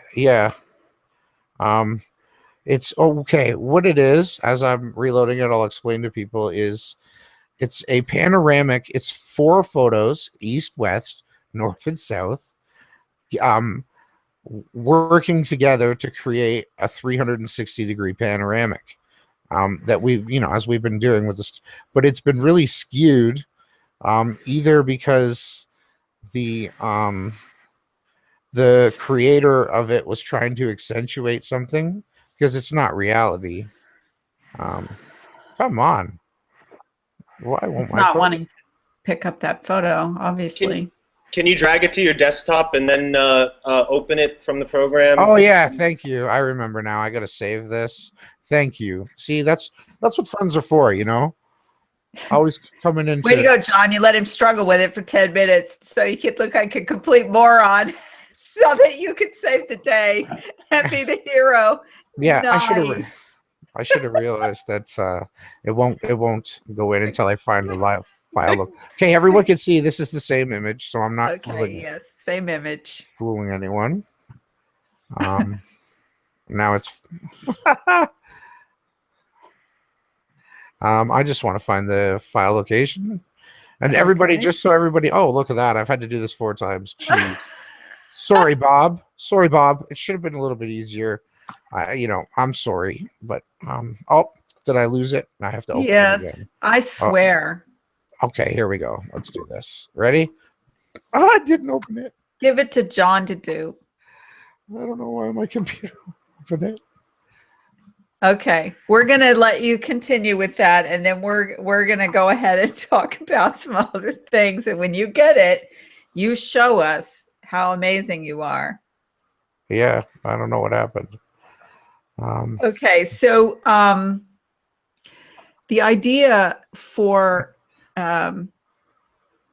creating this map, John, or this model, what is your overall goal, your intention do you have the capacity to be able to make a 3D model? Oh yeah. In and move it and stuff with the video and all the fancy stuff that all the guys do? Yeah, fly-throughs, zoom-ins, everything. Create a path and make it follow a set path. It's basically, it's like Flash on steroids. You can do amazing things. Oh yeah, it's gonna take a little while because I'm probably gonna have to consider a lot of data, but I'm gonna try it in a simplified manner first. Yeah. And so your intention is to show not only the movement of the celestial bodies, the sun, the moon, and the stars, possibly, but also, are you going to be able to? You said you would be able to go like triangle by triangle and move it. Oh yeah. I could do a simple animation. You can put any center in the center. Is I guess what I'm saying. Yeah. It doesn't have to. Yeah. I think I could do a different representation of it, just for shits and gigs, to see what it would look like if the international date line was at the center of the diamond. So it's not difficult. Well, that's something. Yeah, that right there is something that I'm interested in, because one of my mysteries. Oh, Lawrence is making tea again. Okay, I got it. I'm good. Yes. Do you really? Let's go. I'm to good. the videotape. I'm good. I'm ready. I can screen share. I got you. Sorry, everyone. I just had a glitch. We're now looking at this. Can we see? Not Nice. yet. Nice. Widescreen. Okay, I'll rescreen share. Okay. No, you got the Pano bit. It's just the white screen. It's not Okay, there. Now it should work. Okay. So kudos to Bob for really teaching us basically how Panovision works. And I guess maybe this is why they thought they had a heart-shaped match. I wouldn't be surprised if this is Bob created this image. No offense, Bob. You have to prove to me that you didn't, because what we're seeing here is the actual celestial bodies moving in their correct order and then totally distorted to cause something to look curved or rounded. Basically, like when I was in a debate with Jaron, he said that my sun calc observations were distorted because it was a square map, and you needed to put it into a program and then curve it to get proper locations in the sky. The truth is, our locations in the sky are what we use to prove everything. So again, this is just a panoramic picture. It's 4 pictures stitched together. You have the east, the west, the north, and the south, and it's a horribly done one. It might have been the leader up to, let's say, if I can come back here and show you this one.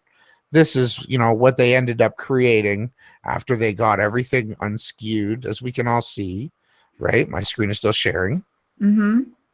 This, this image here, this is the unskewed. So this would be where the corner of the map is that John is showing. And, you have the north tip of the Collignon map would be here, and the south would be here, and the west. So again, Bob, I don't know if you're a charlatan or if you're trying to fool people. Easy. Well, come on. If you're going to show an image that's designed or basically used to illustrate the truth and then it's distorted, I'd just like to know why anyone would, the purpose of distorting the picture would be to create the 3 poles, because their magnetic map that they've been working on is based on 3 poles, correct? Yes, but when I put it into the program that it was created for, you could clearly see there's only 2 poles, right? And an east and a west. So what are you saying? How were 3 poles created using this? Well, it's basically program? It's just looking at the panoramic picture that Bob's showing. Oh, I see. Okay, got you. And so that's the one he was using as the 3 pole picture. Yeah. So this picture would be taken to the east. Right, that's 1 click. This picture will be taken to the north. Okay, and they're stitched together in the middle. And we know that he's a little bit north because we can see this. This is the Polaris and the northern stars, and you can't see, because the further north you go, we know the less you see of the southern rotation. Okay. And so yeah, and they just basically overlay the images, so you can put them into this program, and when it's done right with true reality, it's quite an interesting tool that we can use to look at the celestial movements. And all I could say is if Globebusters here wants to always make fun of people, I think Bob told me to kill myself after my debate with Jaron. I know, and you know what? I'm not going to read the comments, but okay, please don't. And I know I won't. I made a deal with myself and with Lawrence and now with you guys, that those guys, we said when we debunked the AE map and the Gleason map, and that there is no such thing as a circle map anymore, or a circle model anymore, that anyone that continues to use any of these kinds of models becomes irrelevant. And so they're now irrelevant. Yeah, well, I am not shaming them. I'm just stating that this is fantastical. It's not anywhere recordable or observable. And if you really want to know the truth, all you have to do is research, and you'll find that when properly orientated, you get the proper movements of the sky. Now, I have nothing against Bob or Jaron. I truly well, they love have them. something against us, and so we're going to ignore them from now on, because poof, they don't exist. Lori, but now I understand what you're doing. You're showing erroneous information, and that is perfectly fine, but we're not going to say anything about these people personally, because they just don't matter. It's the information that matters. I hope that, from as a loving brother to both Jaron, we're all humans here. We're all connected together. Why can't we just all work together? And if someone has faulty information, I'm just showing the information. I could care less about Bob and Jen, and that's all I wanted to share. And I'm in agreement with you that trying so hard to come up with something that matches your perceived model. You can't come up with a model and then try to find all the things that make it work. You have to come up with with the things that are observable, testable, and repeatable, and then you have to create a hypothesis from that information and plot that in there. And then the first thing that comes up that makes your hypothesis unworkable, then you have to throw out the hypothesis and you have to start over. Well, and that's what I how said to Jaron. I say, you know, I'm really tired of being ad hoc'd by science, because I loved science. I thought I was going to go to another Earth one day, and I started to notice that, you know, oh, the universe is expanding, so we had to invent dark energy, and you know, the ad hoc after lie after ad hoc. So that's why truth to me is so pure, and like that's why I'm so thankful and humbled to be on this show with such humbling, truthful people like you two and the people in the chat.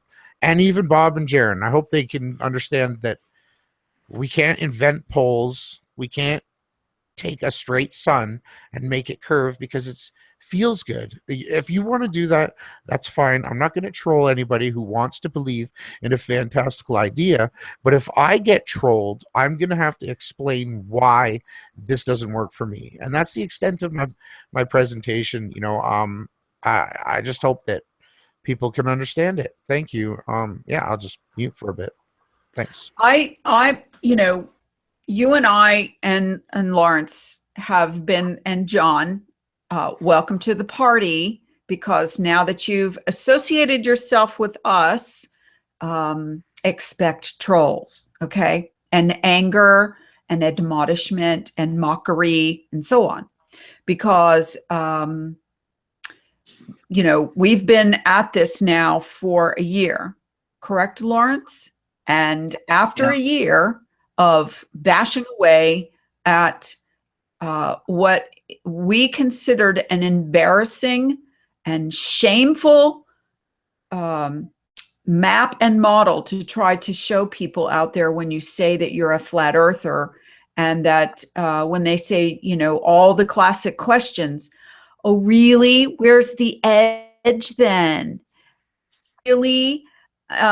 You're so, if I'm standing in the tip of South America looking south, and my friend is standing at the bottom of Australia looking south, how come we can see the same stars when we're on opposite sides of your circle map?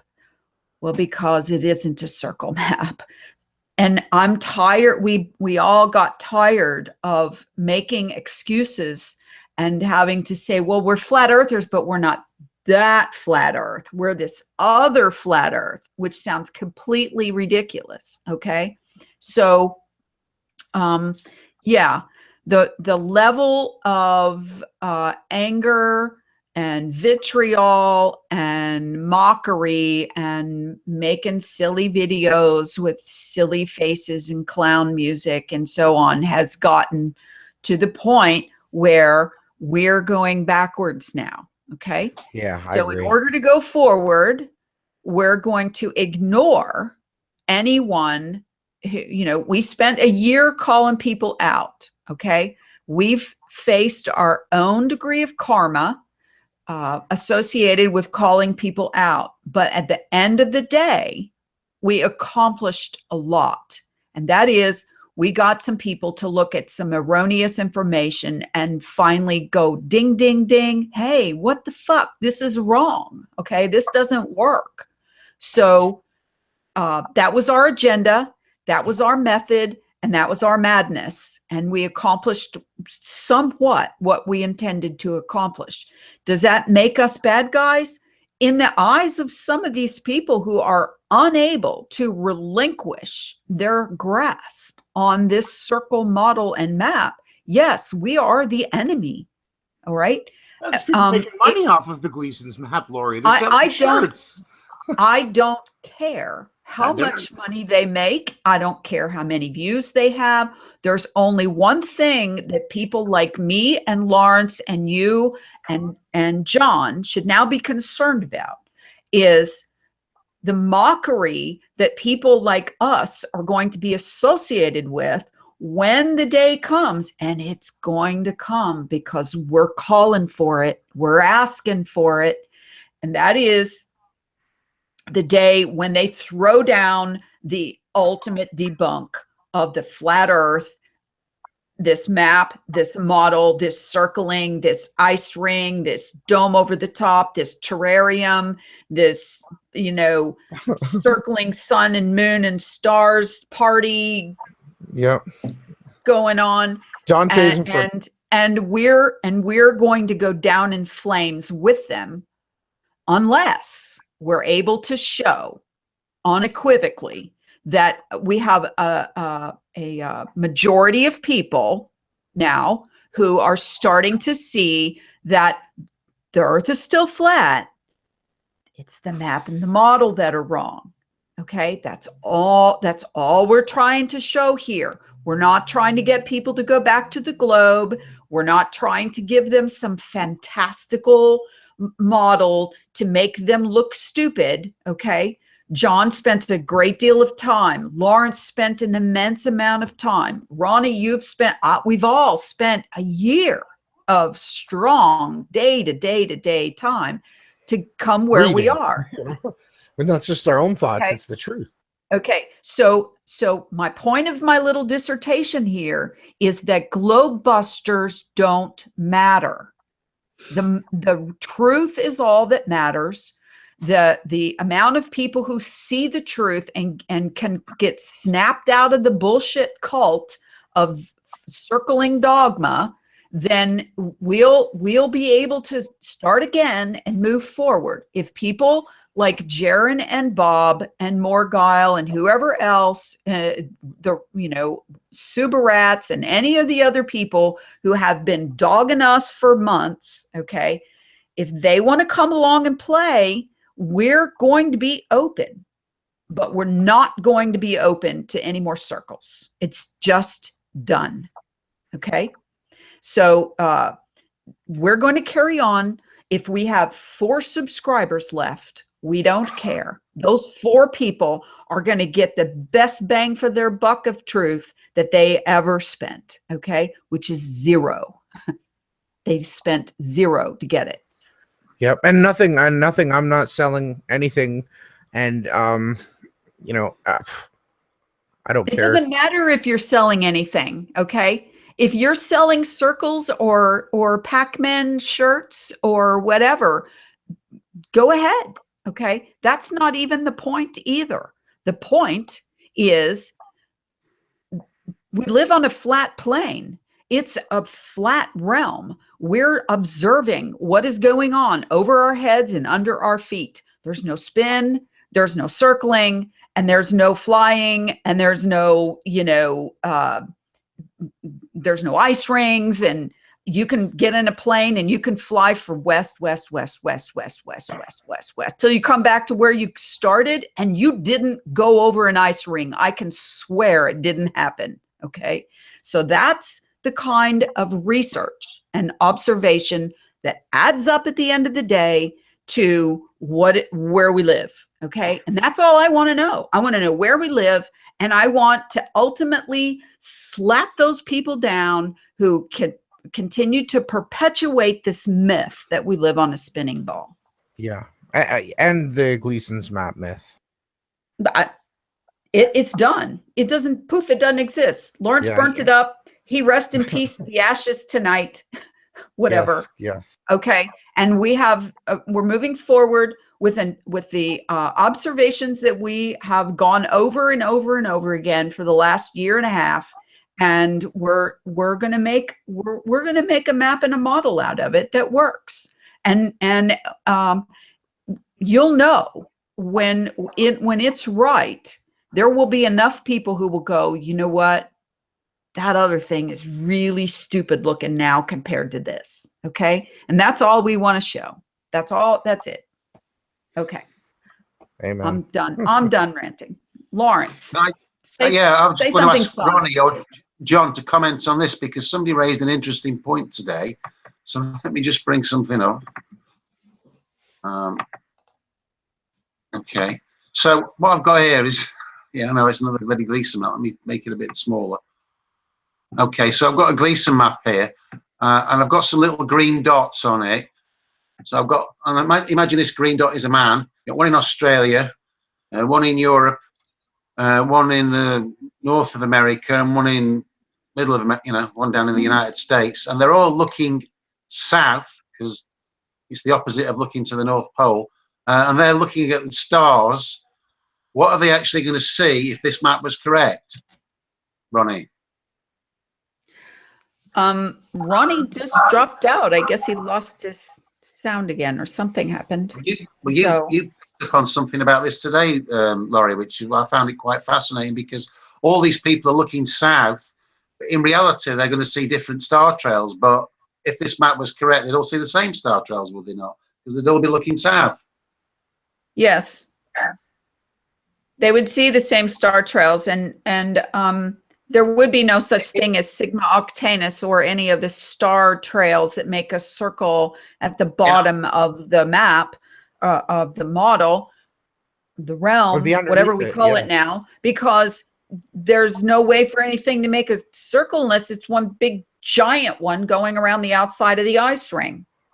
Yeah, but in reality, they're going to see different star trails. So you've got somebody in Australia in the opposite hemisphere to the United States. And if this map was a true depiction of what is, they would both see the same star trails, but they don't. Well, they couldn't see the same star trails on that map because somebody, it would be in daytime and the other person would be in nighttime, and it would be impossible for anybody to see the same. That is another problem. Yeah, but it's a pretty huge problem. Well, that, and there is no south, north, east, or west is another little bit of problem. No, everything away from the center is south. I mean, just how ridiculous does that sound when you just say that out loud? When you're heading north, if you go left or if you go right, it's doesn't work. I mean, you know what? I mean, I'm just gonna one more quick little dissertation here. I'm willing to admit that I feel really stupid that I ever bought into that bullshit to begin with. Okay. And I'm willing to admit that I did look at it all and go, wow, this is, because it was all new. But for crying out loud, it's not new anymore, people. Okay. This has been not new for almost 2 years. Could I address something, Laurie, when you're done? Sure. I mean, that's really what it's all about. Is this is new? Okay, that's not new anymore, and so we're showing you the blatant problems. If you continue to not see them, then you have to ask yourself why. Yeah. Go ahead, Ronnie. I'm sorry. I'm done. Ronnie's muted. All right. Well, okay, I was talking. Right. I'm sorry. Can you hear me? Oh, go ahead, Lawrence. Yes. No, you go ahead, mate. I was going to introduce a new subject, which I wanted Laurie to give her comments on, and maybe we can all chip in on it. Okay, I can just show this really quick. Someone in the chat is asking me if the sun travels straight or if it arcs. So basically, the light refracting or bending down towards the Earth, depending on your location. So if you're in the north, far north, you're going to see the straight path of the sun, or opposed in the south, because the sun will ride straight across the horizon. And so basically what I'm saying is the closer you get to the equator, I'm seeing the larger the sun's bend will appear to arc. But because that's what we're getting, Laurie. People are saying, is it arcing? Is it going straight? Is it bending? Okay. All right.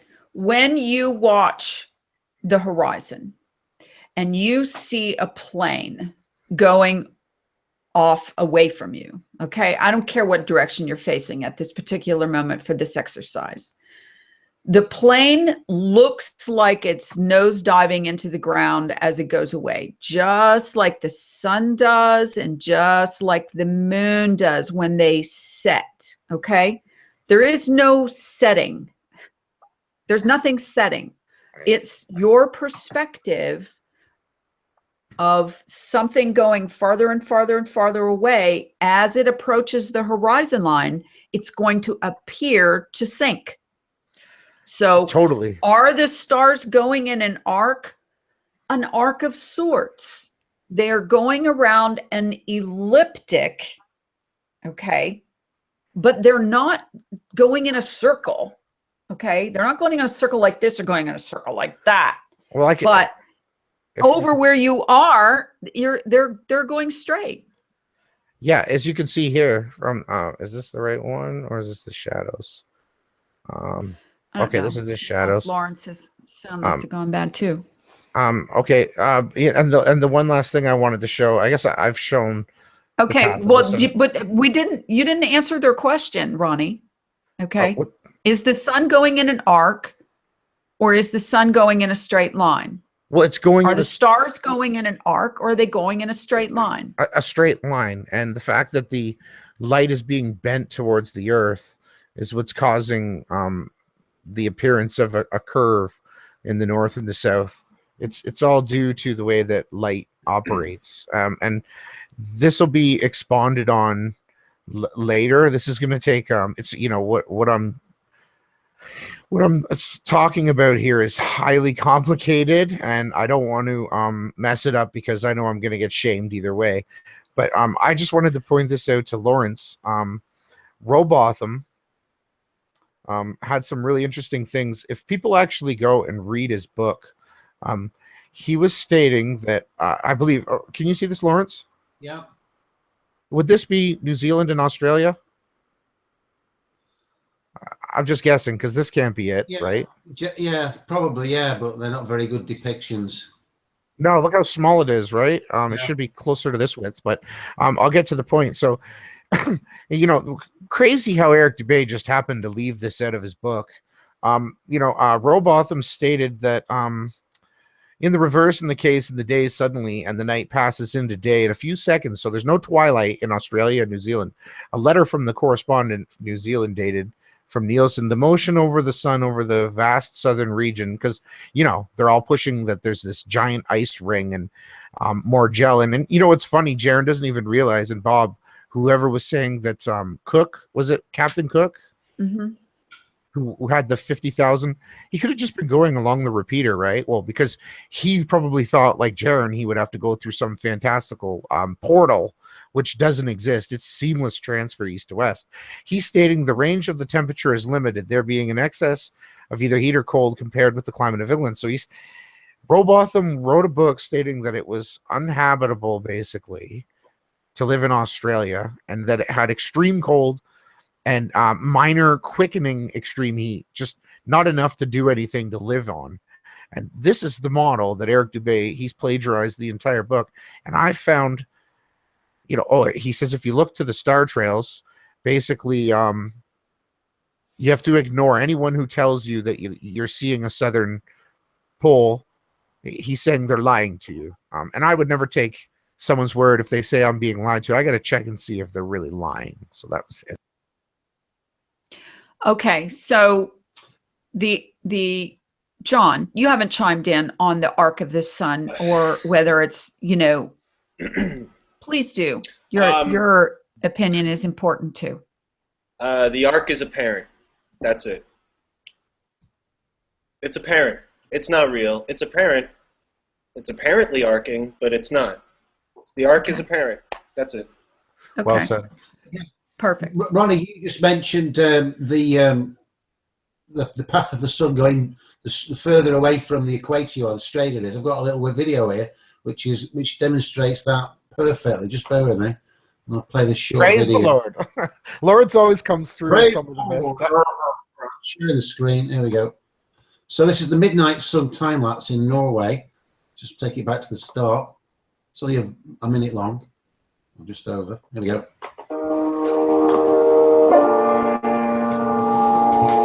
Too loud, Lawrence. All right.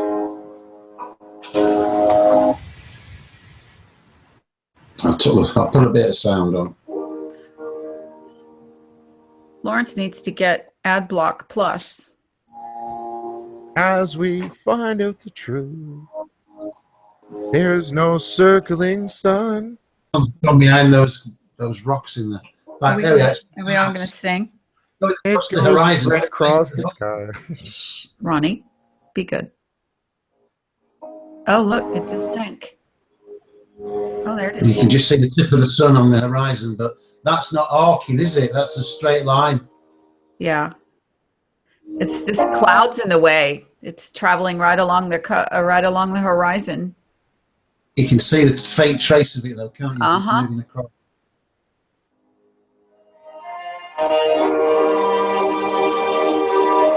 Just follow my cursor. There we go. It's coming into light, into view a bit more. Bodo. Doesn't the sun look small? Yeah. Well, I mean, Look at the sun's reflection. low to coming the across horizon. Of course, we've got a little curved lens action going on there too, but GoPro. Yeah. What I was going to say before, Laurie, was, you know, looking at the political situation of Flat Earth, it's obvious that there is a psyop, and the people that came into it, it wasn't any accident, and oh, for God's sake, and the people that were looking to take control of it obviously had, and it was so important to them that they actually brought in this Gleason map, and I've got some department, some Black Ops psychology department, pushing this false map as though it was donated to a library, and the book that went with it. Why do you think it's so important to them to have this false model? Well, in my opinion, and it has been my opinion about this for quite some time, is you go from being in one prison, an inescapable planet, to another prison, an inescapable circle with a dome over the top of it. And the idea for containment, putting everything in a circle, they knew that people in certain parts of the world were going to view a sun that looked like it was going in a circle. Yeah. I got some straight sun footage. Sorry. They knew that people would easily buy into this because there is historical background with Robotham and that whole story as part of the PSYOP. But the idea is to contain the Earth in this circle, and so that nobody would think about leaving or getting out or exploring or finding out what's beyond any of the other points. So go ahead, Ronnie. Yeah, I got two quick pieces of footage again for the more enlightened viewers that are here for the truth. I'll keep bigger on it. Okay, how's that? Yeah. So this is the midnight sun in Alaska, Eagle Summit, and let's just see. Does anyone see an arc, or is that straight?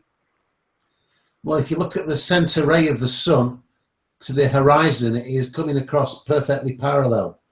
You know, you've got 1, 2, 3, 4, 5, 6, whatever, 7 rays of sun coming out there. The one that's coming, you know, from the middle of the sun, it's maintaining a straight line coming towards us as it moves across. If it was circling, those sun rays would start moving around, you know, from your viewpoint, and they're not. There's, you know, the one in the middle, it's still staying perfectly straight. So it's coming perpendicular to the bottom of the screen. Well, sun rays are made by the camera. Yeah, it's a lens reflection. Yeah, but it doesn't matter. What Lawrence is pointing out is it's showing. It's definitely going in a straight line, and then we show Vegas. Like it is getting smaller. I know those people that constantly say that no, the sun doesn't get any smaller. That's atmosphere that does that. Atmosphere shrinkens and enlarges the light. Here's Jaren's favorite video. Well, and then again, as we just shown the sun going across the horizon straight, we can then see the shadows created from the path of the straight sun. You know, it's. I know other people are getting this, except for the ones that are maybe making money off of. Cognitive dissonance is a pretty strong thing, and people broke down their cognitive dissonance in order to buy into the flat Earth possibility. And then when they were shown by repetition and brainwashing methods, this repeated map and model, it was easy for them to just accept that because everyone else was accepting it as well. And then when a few people started to say, no, this is not the map and model, then, you know, what happens is people get defensive. They almost become like a patriotic toward their model. And they'll fight for their country, and they'll fight for their model, and they'll fight for their philosophy. The problem is that they have nothing invested in this. You know, you had your entire lifetime invested in the globe. And in order to become invested in this, it just took time and programming and repetition and brainwashing but no research and no investigation at all. Yeah, you've nailed it. Watching 1,000 flat Earth videos is not research, people. That is not considered research. No, okay? Yeah. I mean, it's like a person who can quote scripture or quote Shakespeare. You know, good for you. But at the end of the day, that's all you did. You quoted somebody else's work. Yeah, this is a glorified picture of Dante's Inferno. Aleister Crowley and other occultists' favorite thing, because you know what? Maybe going to hell, there's this circle, and that's maybe that's what it is, and that's where this map and model is going. In my opinion, I mean, you know, really look at these models, people. Look at the idea that the people in the other side wouldn't be able to see the sun. Oh, here it comes. Oh, look at it. Here it goes. Here it goes. And that, you know, everyone would be able to see stars. And I mean, come on, this is just pathetic.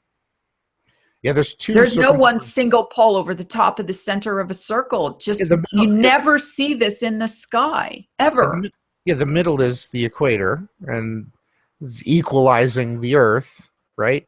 And the celestial equator equalizes the sky. Well, listen, let's go back to Lawrence's exercise he did a long time ago. Well, it's not a long time ago, but quite a while back. And let's go back to the days of the goats clinging to the side of the hill that Lawrence explained to us what it would be like if we literally lived on a globe. Okay. And, you know, people said, no matter where you were, you'd feel like you were on top. If you were, you know, on a globe, you'd be standing straight up. And no, that's what they explained to you it would be like. But in reality, if you were standing in Paris on the side of a globe, spinning through space, you would see a straight drop off. You would have to cling to this globe. Okay. But because you've never seen this, because you grew up with your feet flatly planted on the ground, and your head has always been perpendicular to the ground, you assume that if you lived on a globe, that's what you would feel. And that's the conditions you would be in, but it's not, okay? So not only is this curvature experiment crap unbelievable, okay, but the curvature would be so obvious that there would be no question we lived on a ball, okay? No matter how big it is. They keep telling, it's so big. I'm sorry, but 25,000 miles is not that big. No, it is big after all. But it's getting smaller by the day, in my opinion. Okay. Every time I try to think about 25,000 miles, you know, the United States is on nearly 3,000 miles across. Yeah, I can't see over there. And I know they're living in a different time zone than I am. But when I really put my mind around it, it's just really over there. Okay. And same with Europe and you know, places where it's really not that far. Now, this is one of those places where people would say, boy, this woman's really got it bad. I mean, she's like, boo-hoo. But if we lived on this circle that you guys still want to believe we live on, okay, it gets a lot smaller, a lot faster, doesn't it, guys? Okay, because now we're all circled around this little hub in the center called the North Pole, and everybody, 90% of the human population lives north of the equator. Think about that. All this stuff going on is all happening 12,000 within 12,000 miles, okay, all around the top, or the inside of the pizza pan. Yeah, and Lori, the reason why we have clockwise is because the shadows rotate clockwise in the north hemiplane, and they rotate south. They rotate counterclockwise, and thus proving and adding more validation to your statement that most people live in the north. That's, you know. Well, you know, at this point, I feel like we're just beating dead horses, not just one horse, but like a whole corral of horses. We're just beating these horses to death because we've gone over and over and over these things. And I feel sorry for the viewers who have watched tons of shows and spent tons of hours hanging out with us, going through all of this and listening and repeating and investigating and talking. But I have to say that the viewers of this show have to be some of the most well-informed flat earthers, humans, period, on Earth. Because we've gone over so many topics, not just flat Earth. We've gone over history and geography and geology and, I mean, all of those sciences in a real sense, and investigated just about every avenue that there is. I feel like I'm pretty confident about where I live. Now, as far as the mechanics of how it all works, thank God for people like John who have the brain power and the kind of brain. He probably isn't any smarter than Ronnie or Lawrence or me, but his brain works in a specific kind of way that doesn't work the same for other people, okay? And because he's able to think outside the box and take... Are you leaving? No, if I thinking start outside the snoring, box and being able to grab two different concepts and bring them together, okay? That's really an art form, okay? And a form of brain function that not everybody has. Lori, and if I I could just value say people something. like that. If I could Go just, ahead. Yeah, no, that's the really difficult thing is like if you have like two systems and they do their own thing separately. This thing does this thing does that thing. But, you know, if you put them together, that's a whole new thing.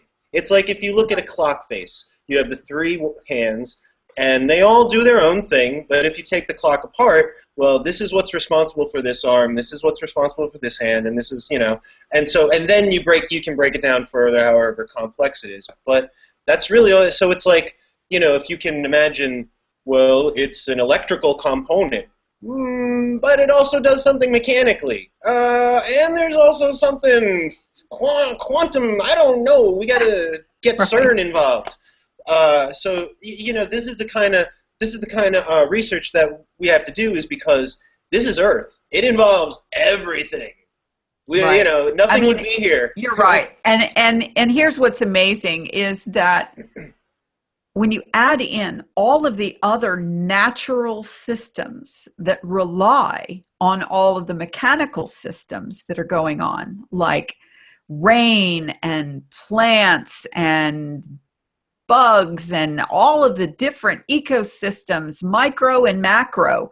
I mean, it is phenomenal how many different areas we have to look at to combine, you know, this bug does this and that has something to do with stars. And you go, huh? But it does. Everything's everything's inextricably tied to everything else, right? I mean, it just is. And so in order for, what is Ronnie, now what's Ronnie doing? Has Lawrence been giving you lessons? No, I figured I better come on camera. Okay. Not do the waka waka face. No, don't do the waka waka face. I'm so exhausted. I had like I said, I've been building those big walls, so I'm not quite at my best. Well, that's all right. We're happy to see your face. And okay, so the idea is that at the end of the day, all of the sciences that we have now in the world, okay, have all been integrating with each other, individually and collectively, and backing up each other's stuff, okay, each other's knowledge.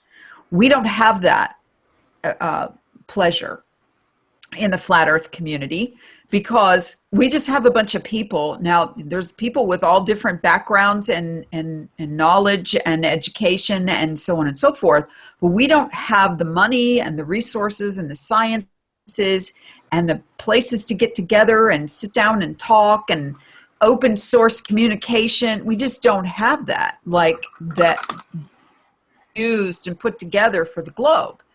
So, or to come up with the theories for the globe. So yeah. We got a long road to hoe. Okay, Mr. Mute yourself at least. Thank you for being on camera, but quit making racket. So Lawrence.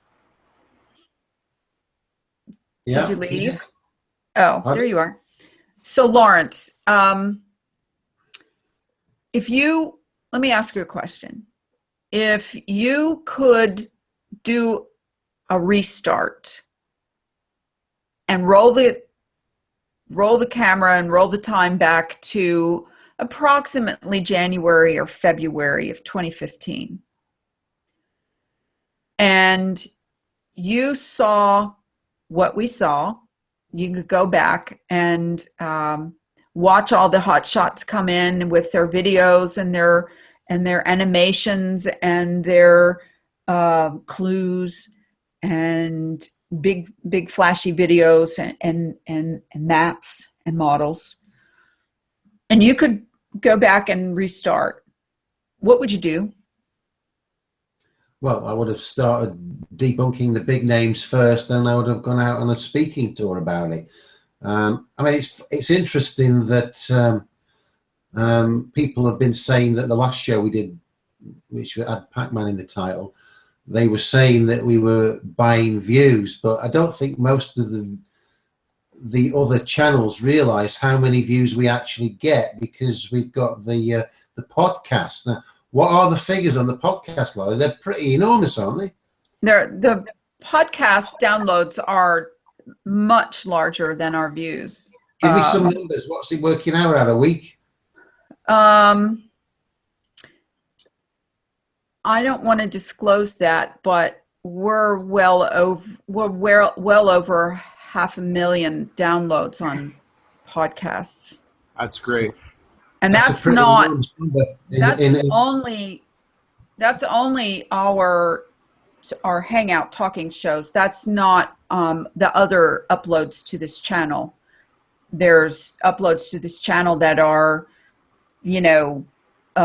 mirrors of other videos, or the silly one about the hoax that was perpetrated on the flat Earth community by the guy who did that. What's his name? That filmed the that one, the Kubrick. Stanley Kubrick. One. Yeah, I mirrored yours. So yeah, there's a whole lot of those videos. So we also have several Facebook groups that all of these videos are put out to, and the fact that we went Pac-Man, we made a promo video and we put that around. The fact that we put Pac-Man in the title was probably the kicker that took us over the top, because once that got tweeted, you start talking about flat Earth and Pac-Man together and saying, yeah, we're going full Pac-Man here. that changed things. So you're going to see the numbers fluctuate based on title and the idea of, the views for the video, the amount of minutes watched did not go up. Okay, so these were click-throughs, a whole lot of them, based on probably tweets. Well, I was just going to say, Pac-Man. Everybody loves Pac-Man. Yeah, I mean, you Pac-Man, got a lot of everybody grew up with Pac-Man. Well, yeah, we did a podcast, Lori, me, you, and Jimmy. Lawrence was, I think, in that one. That was the reveal of the Vagina Mountain. I won't bring too much. Oh gosh, thanks for reminding us of that one. It's a wonder that one didn't get 10,000 views all by itself. Okay, that was that the, I got one that I uploaded. I got 70,000 views. So, and I'm not buying. I have 2,000 subscribers. I don't have 50,000 so-called flat Earth subscribers, right? So, right. So, this channel, as far as fluctuating, there's other hangouts we've done that have 15,000 views on them as well. So for anybody to think that we went from 4,000 views to 25,000 views, it can happen easily, as is shown, but it isn't the only one that we have high view counts on. So, and you know what? People can make all the accusations they want. I don't care, okay? And they can call us names, and they can mock us, and they can make their cute little videos. The last one that he who shall remain nameless from now on for me spent all night long after he got off of a so-called debate with Ronnie to make a video, waka waka waka. Well, that's so cute. Isn't that just so cute? But and you can plaster my face anywhere you want, and I'm sure I make plenty of dopey faces that you can grab screen captures, just like you did of Ronnie and Lawrence. And if that's what you're all about, then good for you. We aren't going to go there anymore, and so you can say all you want. You can make apologies and then break them, and keep doing that back and forth until the cows come home, which is usually about 5:30. Yeah, I'd just like to give a shout out for a video that came out today, and it spelt it all out, and it was by Validation Boy. I don't think he's even heard of us, but Validation put I know him. 10-15 minute YouTube out today, and he was describing most of these regular hangouts that which people we're talking about, and he was describing them as house parties. And they are all effectively cults. They all sit down with their popcorn and gather around. Listen, there's flat earthers and then there's flat earthers. Okay. Now there's flat earthers who get together for flat earth hangouts and hang out and talk and yuck it up and maybe throw out a few bits of information that they might have learned. But for the most part, it's just hanging out. It's fine. If that's what they want to do, hang out, okay? We, on the other hand, are hanging out specifically to talk about flat earth research and information that we've been digging through. Yes, we've called people out in the past, and we did that out of frustration for being unable to be heard, and we got heard. And now there's people who like us, there's people who love us, and there's plenty of people who hate us, and we still don't care because Laura, it isn't about us. It isn't about me or my personality or Ronnie's personality or or Lawrence. It's about the information and the truth. That's all. I've been made fun of my whole life, for just being, I look a little different. My eyes are a little different, I got curly, crazy hair. I don't mind being made fun of. The reason I don't go on camera is just because I'd rather the message be about the truth. That, to me, that's what I'm here for, right? Yeah, and that's fine. And I'm glad you feel comfortable to go on camera for a little bit and let people see who they're hearing. because I think that matters. I'll dress up for the next one. I'll wear my Larry Merker, my No, just be you. That, screw that. I'm always just me. And that debate that you bring up, and you haven't had socks and a brassiere hanging on a drying rack right behind your head either, like Lawrence has. So the debate. There was issues brought up about you and Lawrence, and I just wanted to spread this and state this clearly.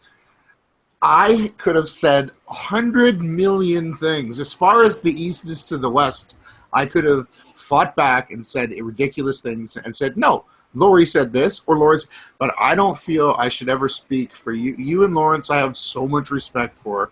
And Jaron should have had a conversation with you and Lawrence, and he was invited on the show. He got the link, and he backed out. And the reason I didn't bring you guys into that debate, I should have, but I didn't want to say something that you might not have agreed with. I just wanted to say that live. Well, in the future, there will be no debates because we called out for a debate. We asked people to come and debate the map, the model, the information that we were putting out there, us, life, the universe, and everything.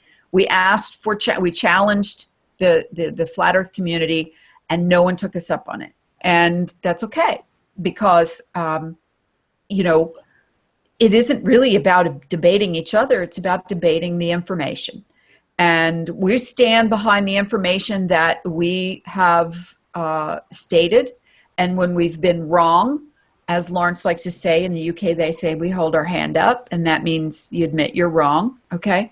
And I've admitted I'm wrong, or said something wrong, said something false that I didn't mean to say or said erroneously, or even I've admitted that I've, had some disinformation, which is more than I can say for a whole lot of people, because we've proven many times people saying things that are wrong and call them out for it on their channel, in their comments. And, there's many ways to call somebody out. You can just say, oh, I don't know if you know this or not, but you said such and such, and that's not true.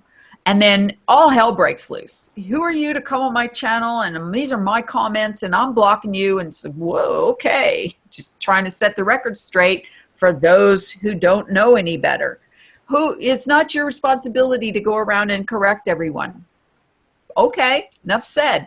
You just go ahead and keep saying whatever you want to say, and we'll say what we want to say, and we'll see who wins at the end. Because it will be about winning, because it will be about the truth. And that's the only winning anybody really needs to focus on, is what is the truth, okay? And if it turns out we live on a turnip, I will accept that we live on a turnip.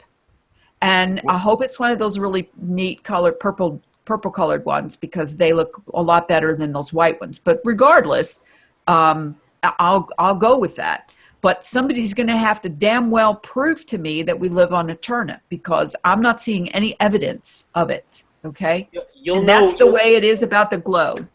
Go ahead, John, with your modelling, I was just wondering if you could actually model a human on a globe.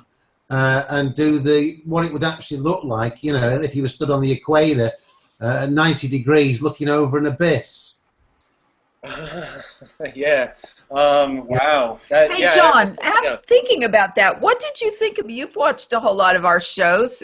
What did you think about Lawrence's idea that if we lived on a globe, you would know you live on an angled surface?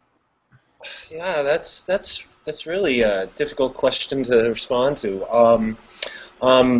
I mean, we've all been in airplanes, and I would think that at some point you would see some sort of form of curvature, but you never do. That's the only thing I can really say.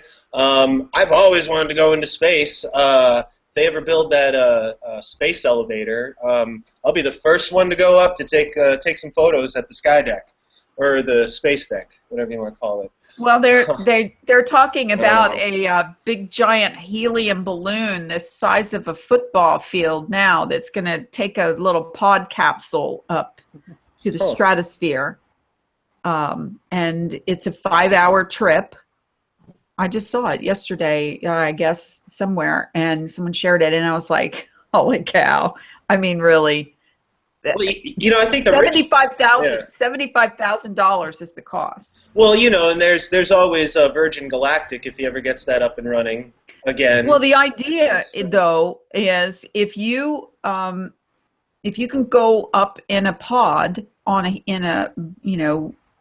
tethered to a helium balloon, a giant big helium balloon, even though I heard that was like running out of helium, but whatever.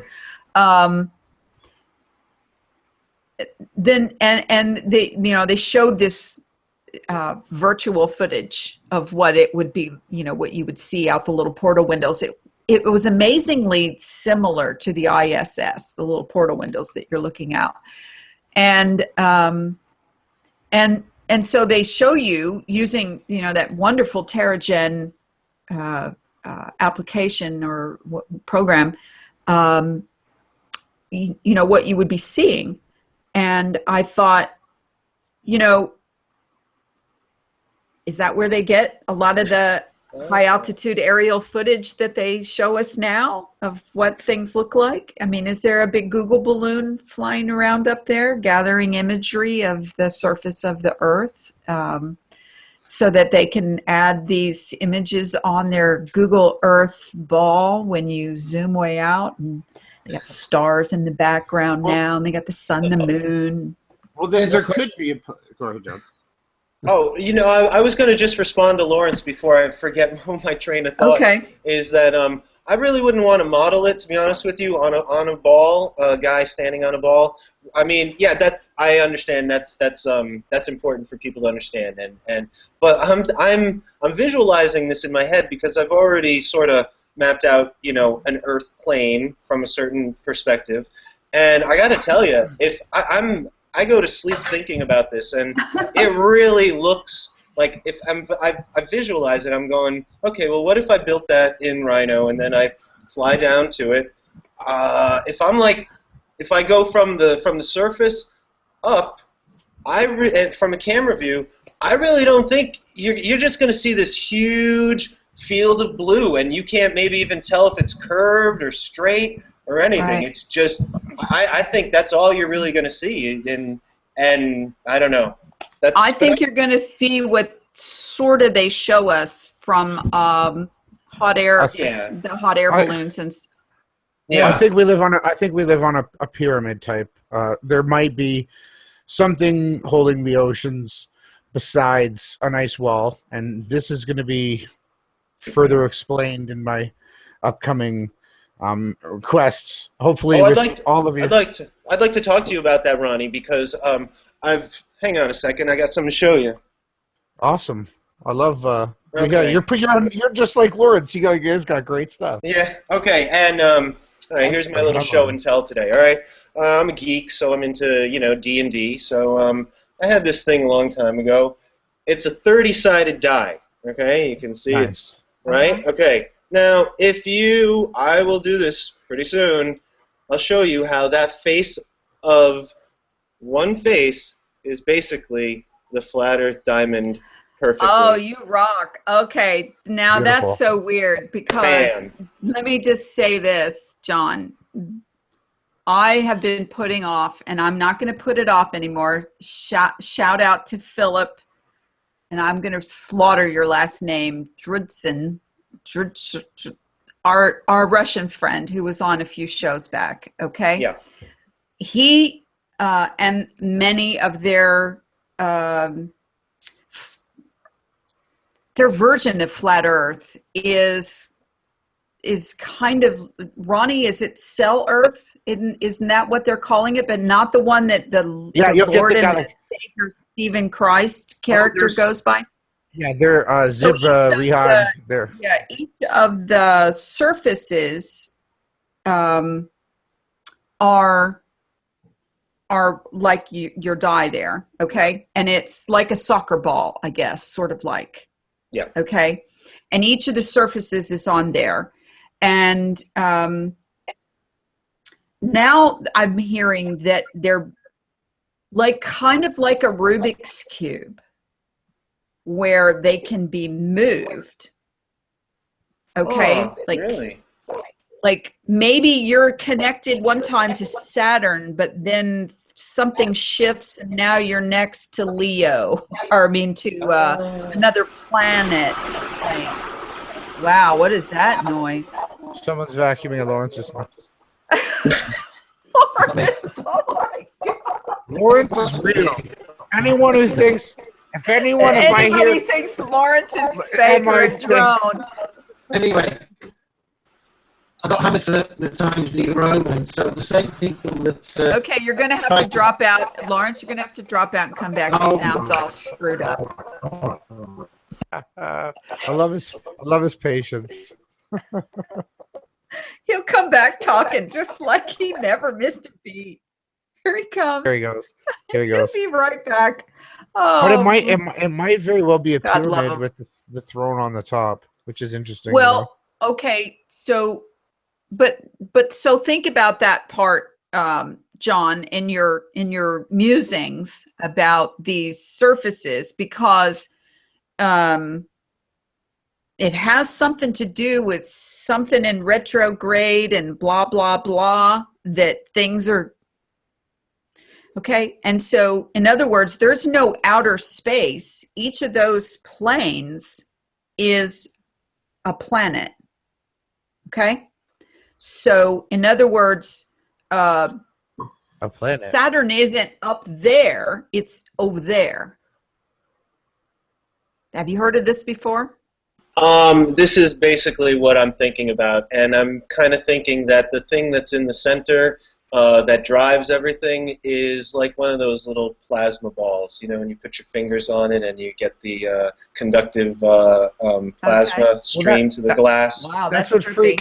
free energy has actually shown, that the sky is a ball traveling across Okay, the top. so now I'm gonna That's have right. to I'm gonna It's have also to biblical. have you and Philip and us, I guess, and have Philip come and explain. He has a really good Russian English accent for a Russian. Well, And I mean, sound like that, but you know what I'm saying. I mean, he's very understandable compared to the guy that did the trees video that nobody seems to be able to understand but me. And so let him explain it to you. Oh, absolutely. Yeah, To no, us, and to us. you know, dialogue is great because yeah. Go ahead, Ronnie. Sorry. well, no, I don't subscribe to the idea that the Earth, instead of a ball, is a soccer ball. I think what I'm stating and what you're stating might be different than what Lori. Philip would still be great to bring in. I'm not discrediting Well, him. no, I want to hear it because I did my own form of cognitive dissonance thing when he started talking to me about it. And I was like, no. It was a ball. It's just a ball. So I can't go there, even though it's a much bigger ball. And each one of the faces of the ball is 25,000 miles by whatever. Exactly. So It's interesting. that's I like it. that's a big ball, but I'm not going to, I'm just not going to throw it out. The only thing that I have to overcome is then we start kind of bringing in gravity again or something, John, right? Yeah, but I mean, if you look at the right-hand rule, you know, sun goes one way, magnetic field goes the opposite, tangent and perpendicular, however you want to say it, and force, electromotive force goes that other way in the third dimension. Okay. So It's connections. not gravity, it's magnetism. What, you know, I'm Fancy. treading lightly. I'm not going to say. Okay, all right. I'm not going to put words in anybody's mouth, and I'm not going to presuppose anything. I want to hear. I'm open. I'm open to all options. Me too, and I want to hear what he has to too. say because something in it might click that we hadn't thought about, and you need to entertain ideas that you didn't come up with on your own, so that you can decide if it's something of value to keep in the mix or not. So, okay. All right. So we've exceeded 3 hours easily now. which we try not to do, but this has been a pretty lively discussion and a whole lot of information. We could break this into three short shows if we wanted to do that. But, you know, if you're going to go the distance, people, then you just gotta bear with it. You know, you got a whole week to break it down and watch it in different segments, or put it on double speed like I do many of the videos that I listen to and watch during the week. I'm sorry, Lori. There was something I wanted to get out when Lawrence was speaking about Validation Boy video. Okay. I've been friends with Validation Boy. He has seemed to be a true truth seeker and pointed out some very great things to me. But for him to blatantly state that there has been no flat earth information since before Eric Dubé is a clear, absolute lie. And I'd like him to recant that if possible, brother, because as you can see, not only have I, Lori, and Lawrence, now John has brought a lot to the table. As far as the East is from the West amount of information to this podcast and this community. So I think that Validation Boy needs to address that. Please, if you know him, send this stamp. I'll send him the timestamp. Anyways, guys, I love the guy for his honesty. I'll give him I just want to say, oh, sorry, just quick. Go ahead. Isn't it funny how West, W and E, they look the same, and an N and an S, North and South, they look the same. It's just an inverse symbol. Mm-hmm. Wow. Yeah. I'm mind blown. Baby. Blow that one through your brain, huh? Right? Okay. So, all right. So let's wrap this up, and we'll invite everyone to come back and join us again next Wednesday at 6 p.m. Eastern Standard Time. What is it? UTC -4, or whatever that is. Please jump in and give us comments. We don't want any creepy troll comments, and we don't need any "we hate you guys, you're stupid" comments, because we've had plenty of those. Thank you very much. Awful. But if you have something to contribute that adds to the conversation, please do, and we will try to answer your questions and your messages. And thank you all for joining us and for listening. And for those of you that are listening to the podcast after this is uploaded, we also appreciate your downloads and your listening. And you can go to www.flatearthconspiracy.com and send us messages. My email is info@flatearthconspiracy.com, and I'll try to answer promptly as possible. So thanks for joining us. Thanks, you guys. Thanks, Lawrence. Thanks, Ronnie. And thanks, John. And this is Lori signing off. Bye now.